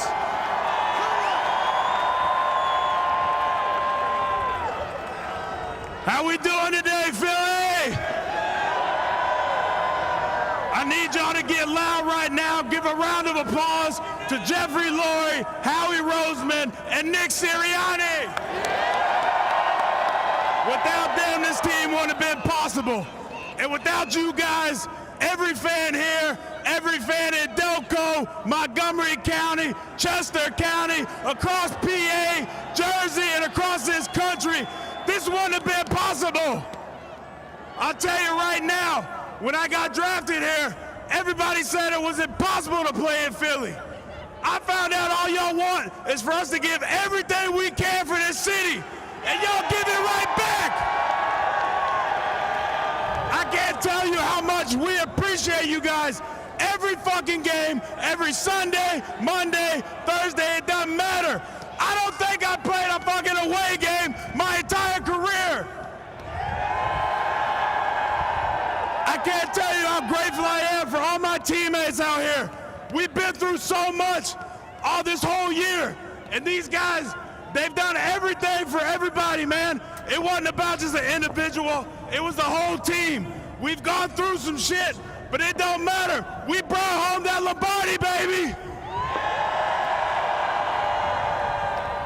I can't tell you how much it means to me, and it means to every guy on this team, the city and everything, the support. I've never seen anything like it.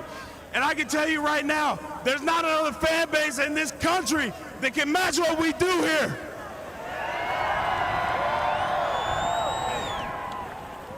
Man, I don't even got words to describe how happy I am right now. After 22, feeling that loss, I didn't ever want to feel that shit again. It's a terrible feeling. But you know what? We don't got to feel it today, baby. Hey, I just got one last thing to say. Go fucking Birds!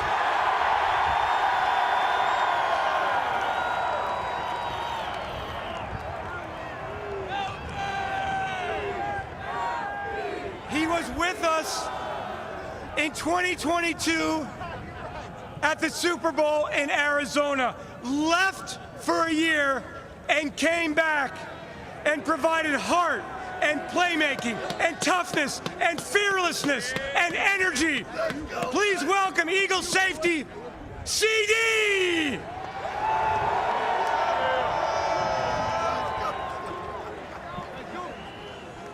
Respectfully, all I gotta say is 3 letters. And I want y'all to say it with me. BTA, BTA, BTA, BTA. Now, respectfully, when I came to Philly, I was lost as a motherfucker. Excuse my language. Shout out to guys, shout out to Jeffrey, Howie, shout out to Big Dom, shout out to Slay, Big Bro. And shout out to all the guys that actually believed in me and this organization, from all the coaches. When I left, I cried my ass off. I'm not even gonna lie to y'all, because I missed y'all like a motherfucker. And now that I'm back, y'all thought I was crazy a week before when I said we're gonna be back in New Orleans winning a Super Bowl, almost a national championship. My fault, y'all. I'm blessed to be here. I love this city of Philly. I love the fans. We did this for y'all. Hey, one more time. BTA, BTA, BTA.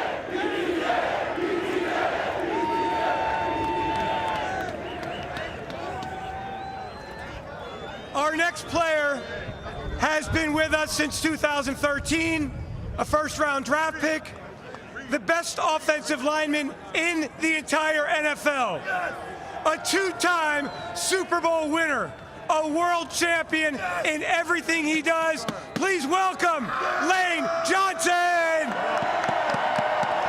What up, Philly? 12 years ago, man, I was drafted to this organization by Mr. Lurie and Howie Roseman. And not only did they shape who I am today, they also helped bring in 2 world championships to this city. It was Jeff Stoutland that taught me, no man is an island, you must draw your strength from others. It was Jason Kelsey that taught me nothing in the world can take the place of persistence and to always press on. Coach Sirianni taught me about dog mentality. Nick Foles taught me how to speak soft and to carry a big stick.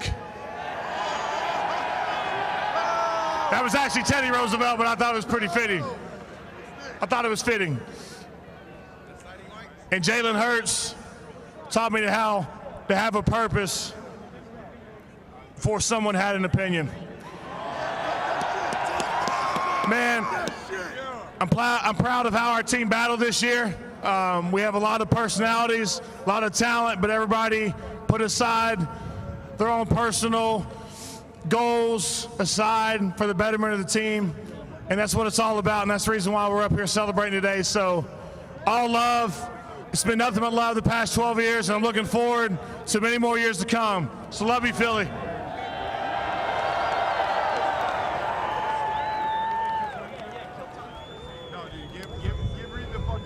All right, this guy, he's not a player and he's not a coach. But when you hear players retire, they always thank him He's literally and figuratively the largest celebrity in Philadelphia. Philadelphia, please welcome Big Dom. Yo, Philly, I love you. That's all I got.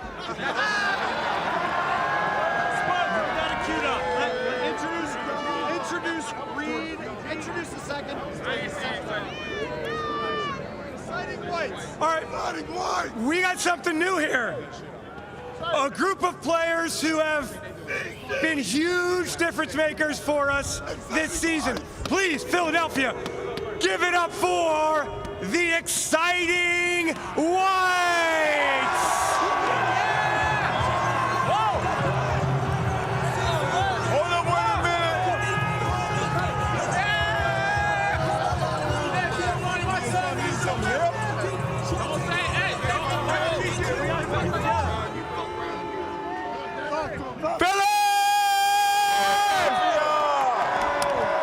Hey, I just want to say I'm super grateful to be here with this team.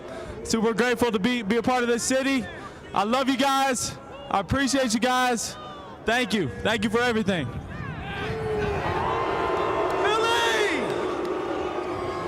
Just a boy from Bama. We up here in the city, baby! I got one thing before we go. Everybody got to sing it with us, all right? 3, 2, 1. I used to pray for times like this, to rhyme like this, so I had to rhyme like that, to shine like this, and about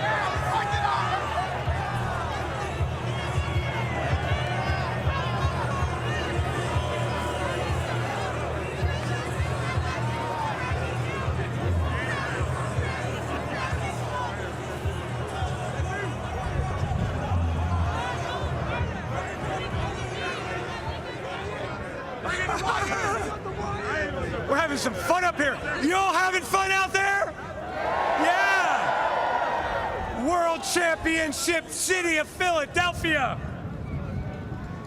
Our next player plays one of the most difficult positions in sports, and he has done it at an All-Pro and Pro Bowl level for 12 years. He is celebrating his first World Championship. Please welcome Big Play Slay! Yes, sir! Hey, man. Ever since I got traded here, man, what I've been hearing is Philly don't never have a lockdown corner. Hey, we got 2 on coming up right now, man. Shout out to my boy Q. Shout out to my boy Coop.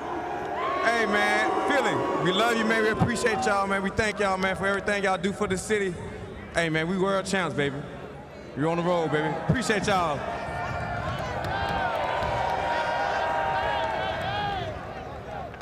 Our final speaker of the afternoon.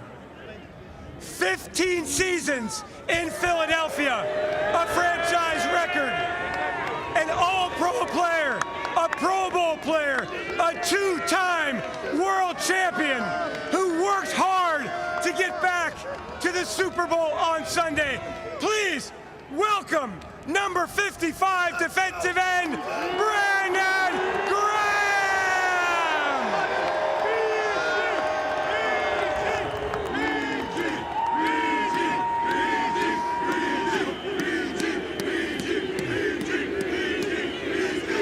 What up, Philly? What up, y'all? Man, I can't be up here without the greatness of others, and as you can see, man, look at everybody, this team, this organization. I've been so thankful to been able to play and grow up pretty much here half my life. 15 years, came here at 21, and now I'm about to be 37. You know what I'm saying? And winning my second 2-time Super Bowl. 2-time. But where my other one at? Put the other one right here. Where is that? Nah, but honestly, I just want to thank everybody, the fans, my wife. I want to first off thank God, because man, without him, it ain't nobody in this world gonna be able to make it through without him. And so I'm just so thankful for my kids, my family. I mean, it takes everybody, yo village. And right now, I'm so thankful to be here, so thankful that I've been a part of this organization, because y'all have molded me into the man that I am today, you know, with all the trials and tribulations that you go through in life, the stuff, the conversations that had to be had, you know, with people that helped me, not only them, but helped me too. And, you know, it's about serving one another. And this is a service right here. You know, when you service one another, great things come from it. And I'm so thankful, you know, and I'm telling you, like, man, I'm just lost for words, because I know that, you know, everybody together, we are stronger together, for real. And we showed that this year, that last game. Only problem I have is that it's over. This season is over, and we're getting ready for the next one. And this one was so special because we came together and everybody balled. When I say everybody balled, it's plays that was made by everybody in that game. And you could tell that everybody wanted it. And I'm so happy that y'all didn't have to, you know, go through a nail-biter game. You know, we BTA, like CD said. And, you know, these boys, we worked too hard. We ain't had no victory Monday, so we took it all out in the end. You know what I'm saying? And we thankful for Coach, because sometimes you have to have that tough love in order to get where you trying to go. And I'm telling you, it's about us being gritty. We're going to stay gritty. We're going to stay working. I'm going to always be a part of Philly no matter what. You know what I'm saying? And I'm so thankful to have been here, and I love y'all. And y'all, we're from Philly, fucking Philly. No one likes us and we don't care. E-A-G-L-E-S, Eagle! Let's go!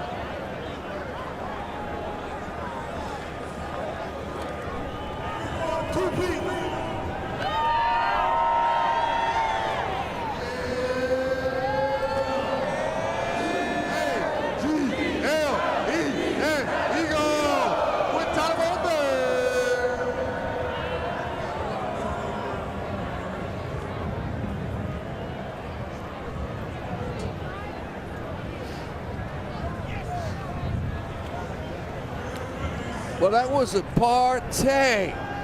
Those were festivities. as we watch the Eagles World Champions Parade culminate in just an amazing display of love from the birds to the city. And on Valentine's Day, as Jeffrey Lurie referred to it, Jacqueline and Barrett, the love was reciprocated in full. It's not always around here, as you know, but it certainly was today, and that's what happens when you get your second Super Bowl in 7 years. Beautiful. So impressive. And there we are looking at the Rocky statue. Confetti was flying.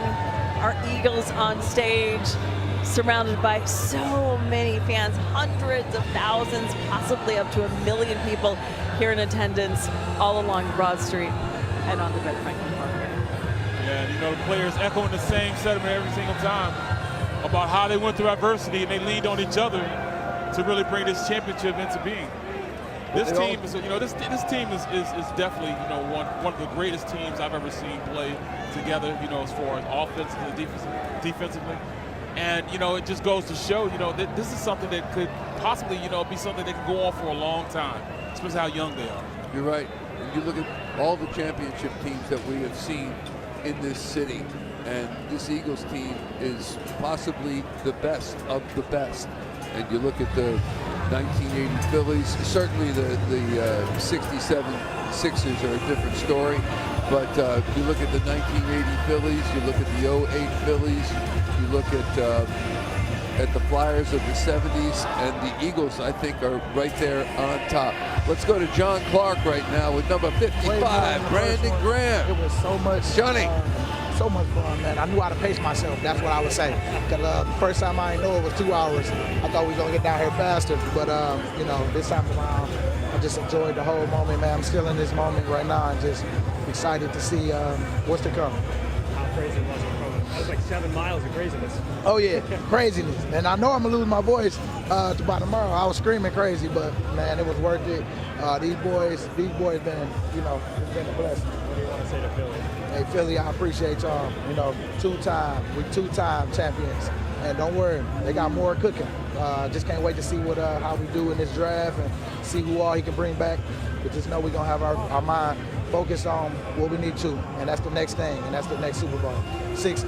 Brandon, Philly had waited 57 years for that first Super Bowl. You brought them. Yep. How does this celebration compare to that first parade? You know what? The first one is just the first one. We ain't really understand.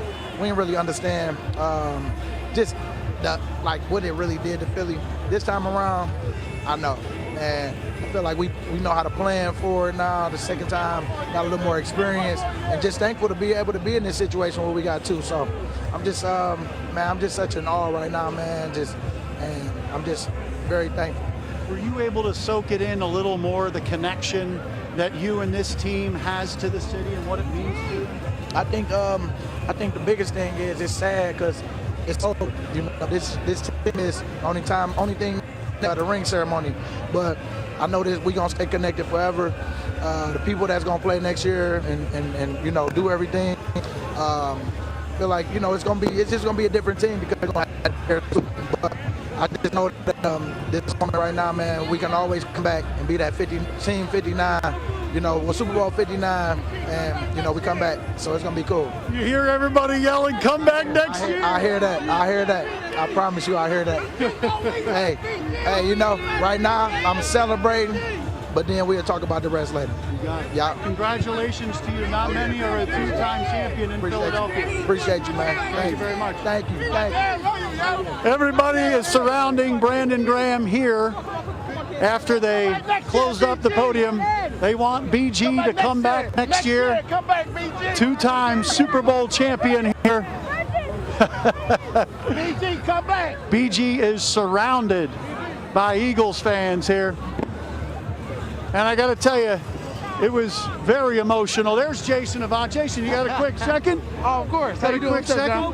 What is this like? What is this like to take in the parade from where you saw it along the route and then up here with the players out with the crowd, the sea of green? This is unbelievable. The city always shows up and the players definitely receive it.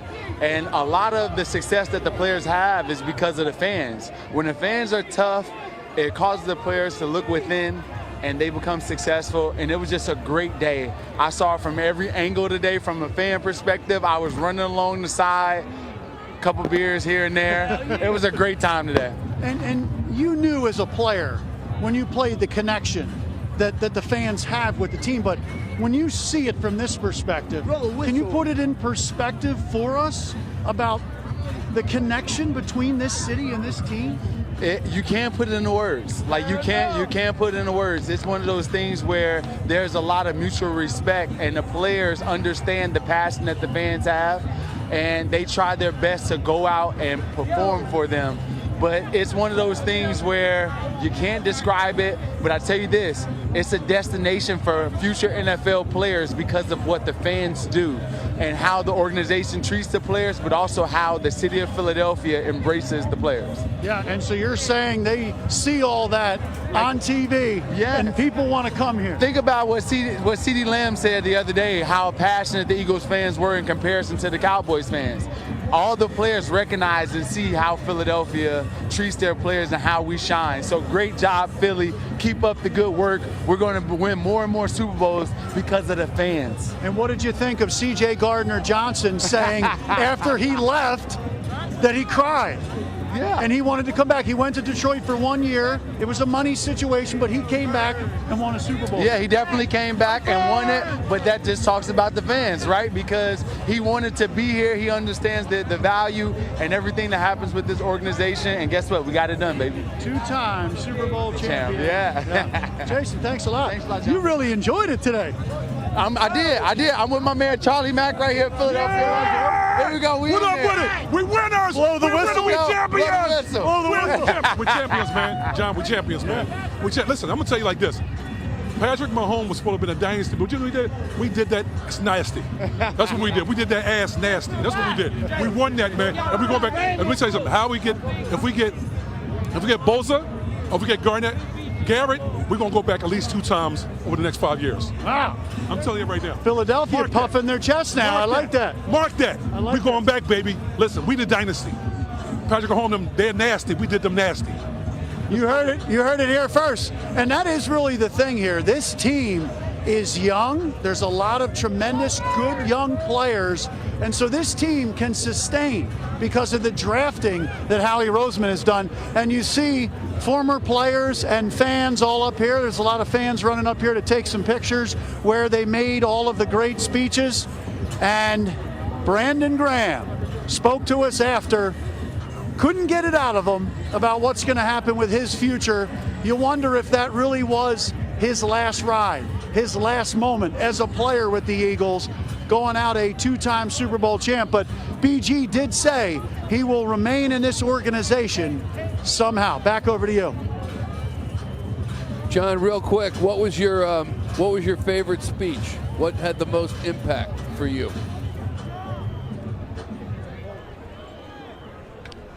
I'll tell you, C.J. Gardner-Johnson, to me, saying that when he left here after his first season here, after going to the Super Bowl, and when he left here, he cried. And you could tell he didn't want to leave here. There was an issue with contract and how much he's worth.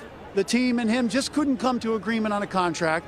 But then he comes back here to the Eagles, and they won. He finished the deal. Super Bowl 1 year, NFC title game with the Lions, and then he comes back here and wins the Super Bowl. So I just felt that emotion of him saying he cried when he left here. And Brandon Graham, you had to see on TV when Brandon Graham got up to speak, everybody crowded around. Some of the other speeches, players were walking around, they were talking to each other, but when Brandon Graham spoke, everybody crowded around him. So to me, that says a lot. Brandon Graham, Lane Johnson both spoke, 2-time Super Bowl champions, along with Jake Elliott and Rick Lovato.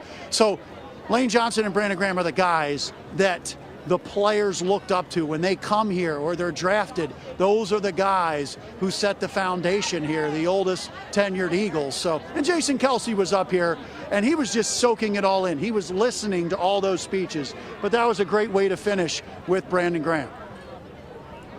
Yeah, it sure was, John, and we thank you. If you have anybody else, certainly we'll go right back to you. But what struck me about Brandon Graham is the audience had been sitting kind of like, let's just take a little break here. And then when Brandon Graham was introduced, everybody got up in unison and applauded him.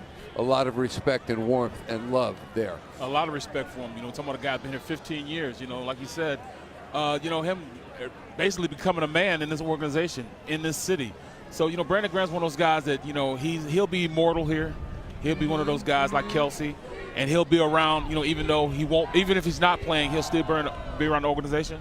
But at the end of the day, if he does come back, I want him to come back. Even if he doesn't, hey, it's been a great ride with him also. Yeah. We heard the crowd chanting as Brandon Graham ended his speech. We heard the crowds right over in the corner chanting, "One more year, yeah, one more year, one more year, one more year." And that is the sentiment. I mean, who would have thought that Brandon Graham would be back for the Super Bowl after tearing his tricep back in October? He's bionic. I mean, I don't know how he, you know, was able to play. I mean, he's held together by bubble gum and duct tape and still able to come back and play. And not just come back and play and just be a body out there, but somebody can come out and make an impact. He had like almost 2 holding calls called against him because he was, you know, beating the guy so fast. So, you know, he came back and he played well. Let's go back down to Siobhan, who's out with the fans. Siobhan. Hey guys, energy's still great here. People cannot believe what they just saw, what they just experienced. I heard you saying go for another one. My friend Jason says we're not done, right, Jason? No, we're not. How do you feel about this team? I feel amazing. After all the speeches that they did today, I feel amazing. And they're going to get that 2P. Okay, you heard it here first. So this is a special day for Jason. He is 11 years old today. So we've been hearing a lot of the Fly Eagles Fly, but we also heard happy birthday over here because he's a birthday boy. To be able to experience this on your birthday and stand right here while those Super Bowl champion Eagles were up there, how do you describe this moment? I describe this moment. Speechless. Yeah, speechless. I'm just speechless. Speechless. I think that's the best way to describe it, how you're feeling right now. Incredible. And how do you feel about these Eagles? You love your Eagles, right? Yes. Yes. A great roster. Great roster. And I feel like they should keep those players so they can do another 2P. I love it. That's it. We got the marching orders. Hey, you want to listen to an Eagles chant? Yes. All right. Ready? E-A-G-L-E-S,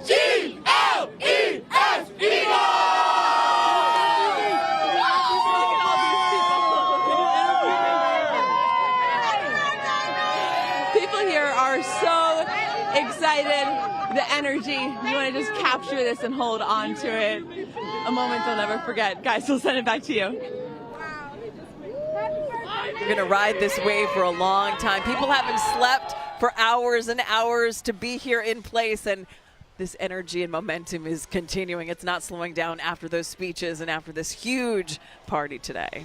Let's go to John Clark, who has Dave Spadaro. Hey, John.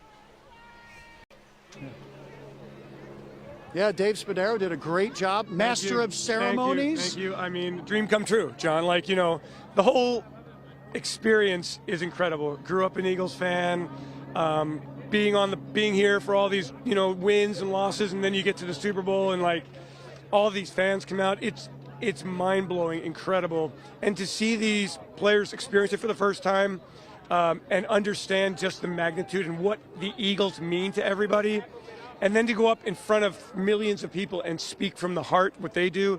I mean, it means everything to everybody. So thank all of you fans for being here and being great fans. And for me, dream come true. Yeah, and this is your second time. Second time now. And I saw in Barkley after the buses came in here. He literally sat up there with Avonte Maddox and just soaked it all in. Yeah. You're around the team and you saw them on the buses. You saw them up here. Just how impressed were they with the turnout and the love showered on them? Yeah, so I actually talked to Saquon during the bus, and people had told them what to expect. But what happened today blew away any expectations. The number of fans and the constant energy and the love. I mean, the players really do appreciate that. And on a day like today, when it all comes together, beautiful Friday, Valentine's Day, from the heart, Jeffrey spoke about that. They appreciated the fan support so much throughout the year on the road. As you know, you go on the road, you see all the Eagles fans out there. I mean, they're everywhere. And so today to see it all in Philly, maybe larger than the first one. I have no idea. I think Howie told me that the best line. He said the first one was, it was the first one. The second one, this is a party, and and so for all these guys, they were having a couple sodas, they were having a good time, they were loving each other and loving the fans. It was amazing. My heart's, it's amazing. I'm overblown with emotion. I'm overwhelmed, actually. Yeah, and Dave, this team you saw on the mic'd up of the Super Bowl, especially where constantly they're telling each other they love each other. Yeah. How close did this team become? We all kind of, if you remember back to early Nick Sirianni days and pouring the water on the seeds and waiting for it to germinate, and everybody kind of went, what is this guy? Well, now you see what it means. His core values start with connection, and he really, really preaches that every day. And they all believe it, and they all really care for each other, and that's what it takes to be a champion. Those core values, connect, compete, football IQ, accountability, and fundamentals really came to fruition this year. And they do, John. They really do care about each other. It's a young group of players, and I think they all just had a really wonderful time playing football, growing up together, and winning the world championship together. And that makes it super fun to be part of. To watch these players enjoy each other. The egos didn't get in the way. They put some egos aside, and man, oh man, this is the best Eagles team I've ever seen, and I've been with the Eagles for 30 years. Yeah, and that's interesting because I kind of say that first Super Bowl win 7 years ago, I think was more impressive because you're without Carson Wentz, you're without your left tackle, Jason Peters, and they upset, 6-point underdogs, they upset the Patriots. But talent-wise and togetherness, this is the best team you've seen? Yeah, and the performance in the NFC Championship game and in the Super Bowl was so convincing and overwhelming and dominating. It's like do you like your first child or second child more? Like, you love them both so much. But this team, because of the dominance in the NFC Championship game and on Sunday, and the fact that they only lost 3 games, 2 of them were off the fingertips, and one of them was a bad loss in Tampa. But otherwise, this team roared through the season. Like, just every team was just out there getting in the way. Really, really talented team. Great mix of youth and some veterans. And Howie Roseman deserves a ton of credit. He's put together an awesome team. And Nick Sirianni, with his coaching staff, they've developed these guys, and they got better and better and better. And here we are.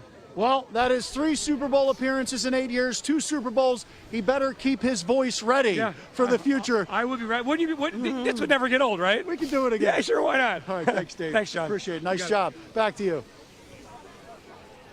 All right, John, thanks a lot with Dave Spadaro. An emotional Dave Spadaro. I thought he was. That's unlike him. It's unlike him. Yeah. I thought Spuds was welled up.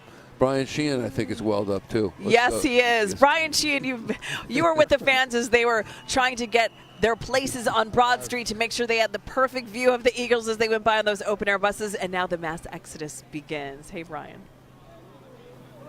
Hey, Jackie and Michael. Yeah, mass exodus has already begun. In fact, Broad Street is a lot different now than it was just a few hours ago.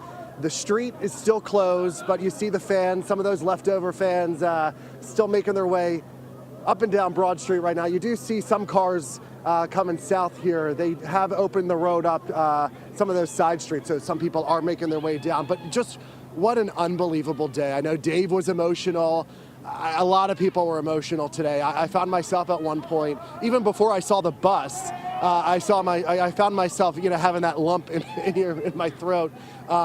Because as I was saying, and as we've been hearing, all day, all season, this is so much more than just about a football game. It's about family, it's about community, it's about togetherness, and nothing unites this city like our sports teams, but especially the Philadelphia Eagles. So we saw family members, generations of people, and you're going to see more of them at 5 o'clock tonight, but people that were waited 57 years to see the first Super Bowl, and then we had a kid who we met who was in a stroller. He was just 6 months old. Took him only 6 months to experience his first Super Bowl.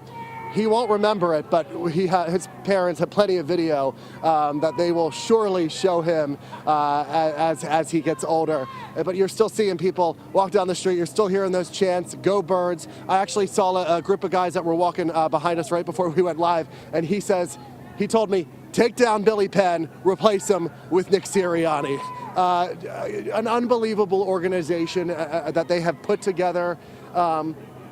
really. I mean, I've been around here. Michael, Jackie, I grew up in this area, like so many, and witnessed a lot of different versions of the Eagles. This is by far one of the most, if not the most incredible Eagles team that we have seen. You hear it here on the streets, you see it, the enthusiasm as fans are making their way to wherever they are going. I'm sure the parade might be over, but the party is going to continue well into the night. In fact, I think a lot of us forgot that it is Valentine's Day. We're feeling all of our love for the Eagles today. Michael great point. and Jackie. I think they're probably going to replay the game. Yes, probably. That's the love story complete. Probably. Forget about The Godfather. Let's yes.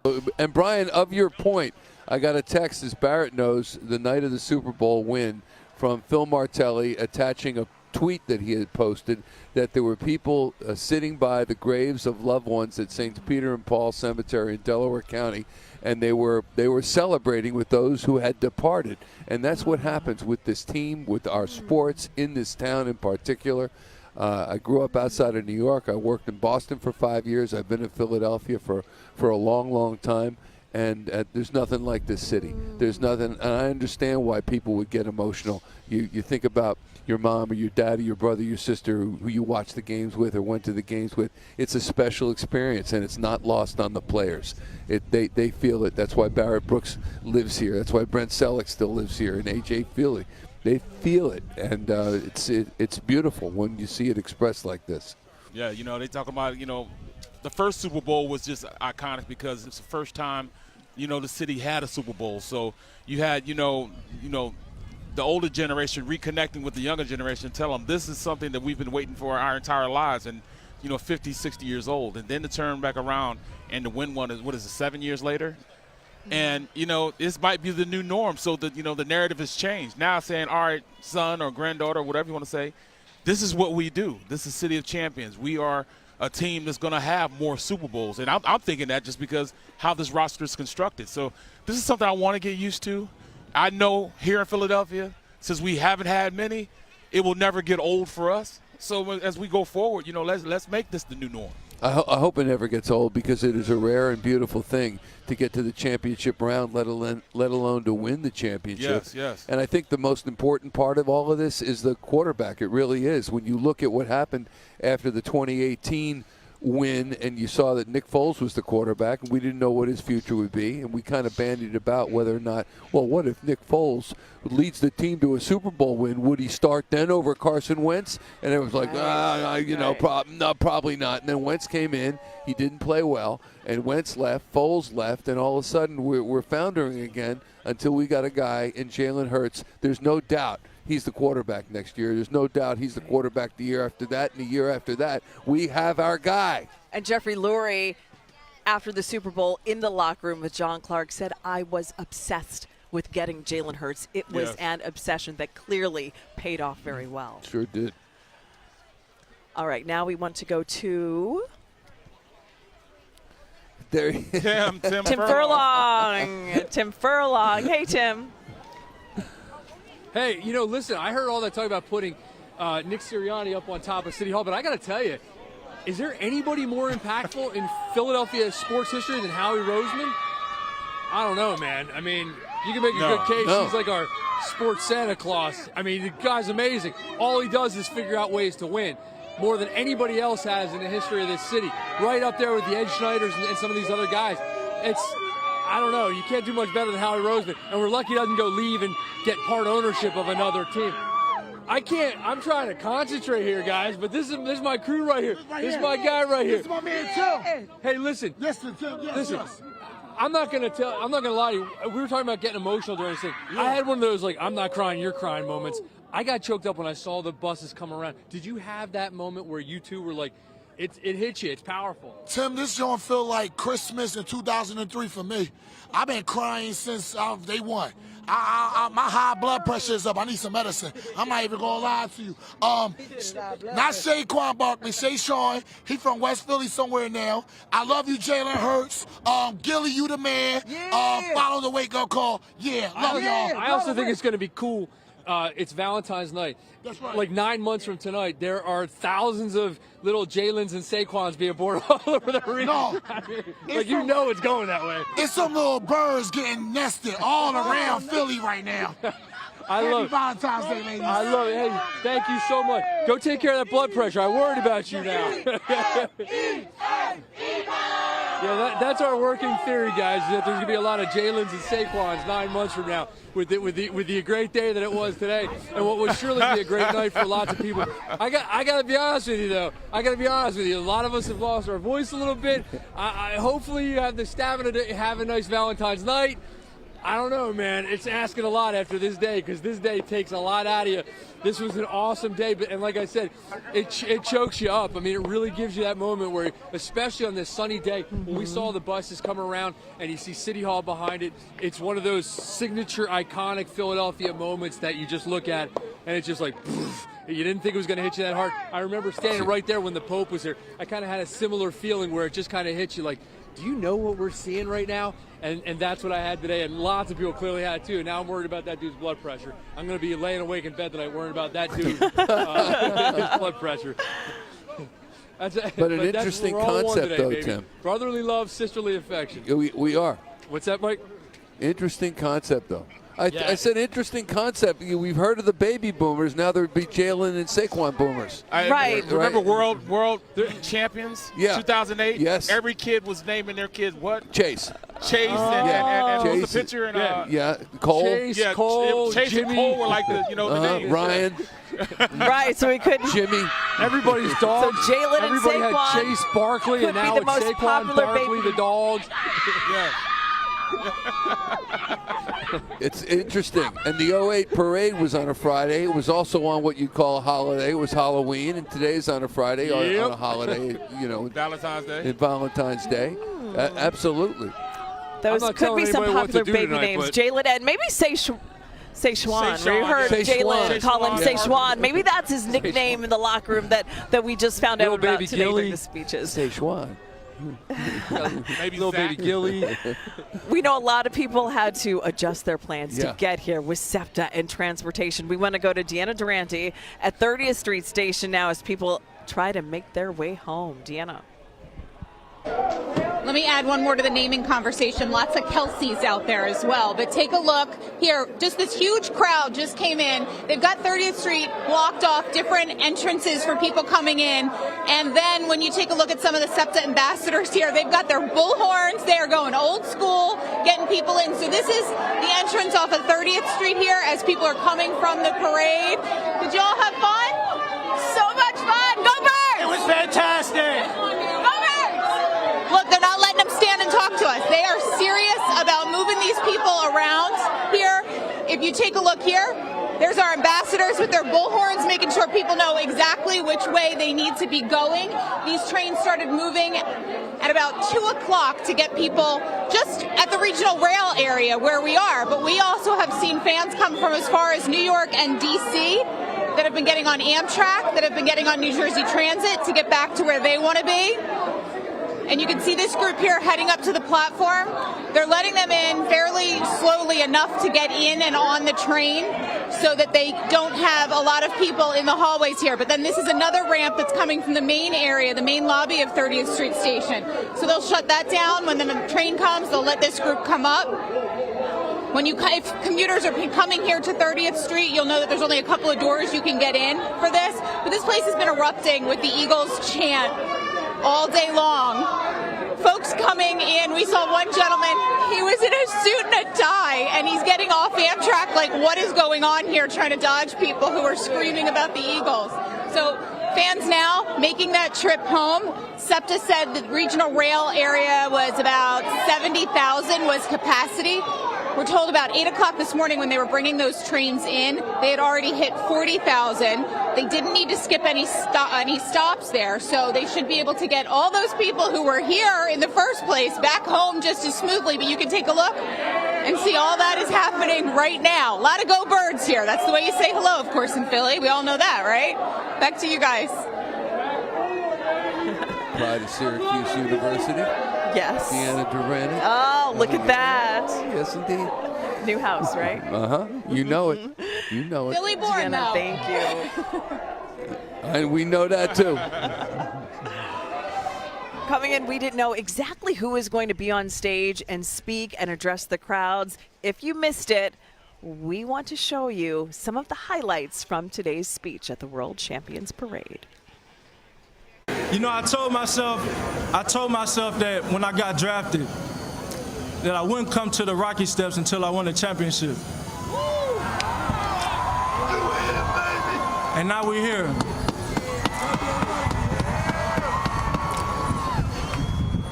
And I know this year, this team has had to battle through so much. This team has had to fight. This team has had to persevere. And there's been a ton of scrutiny, a ton of opinions, a ton of all of that. But I know about this city, one thing we do, we fight. We fight.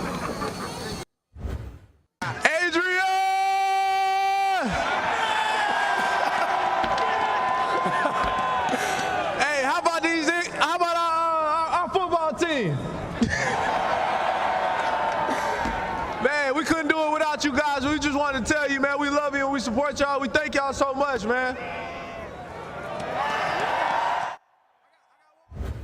Thank you so much for the love and support that you guys showed to me and my family, especially being newcomers here. E-A-G-L-E-S, Eagles!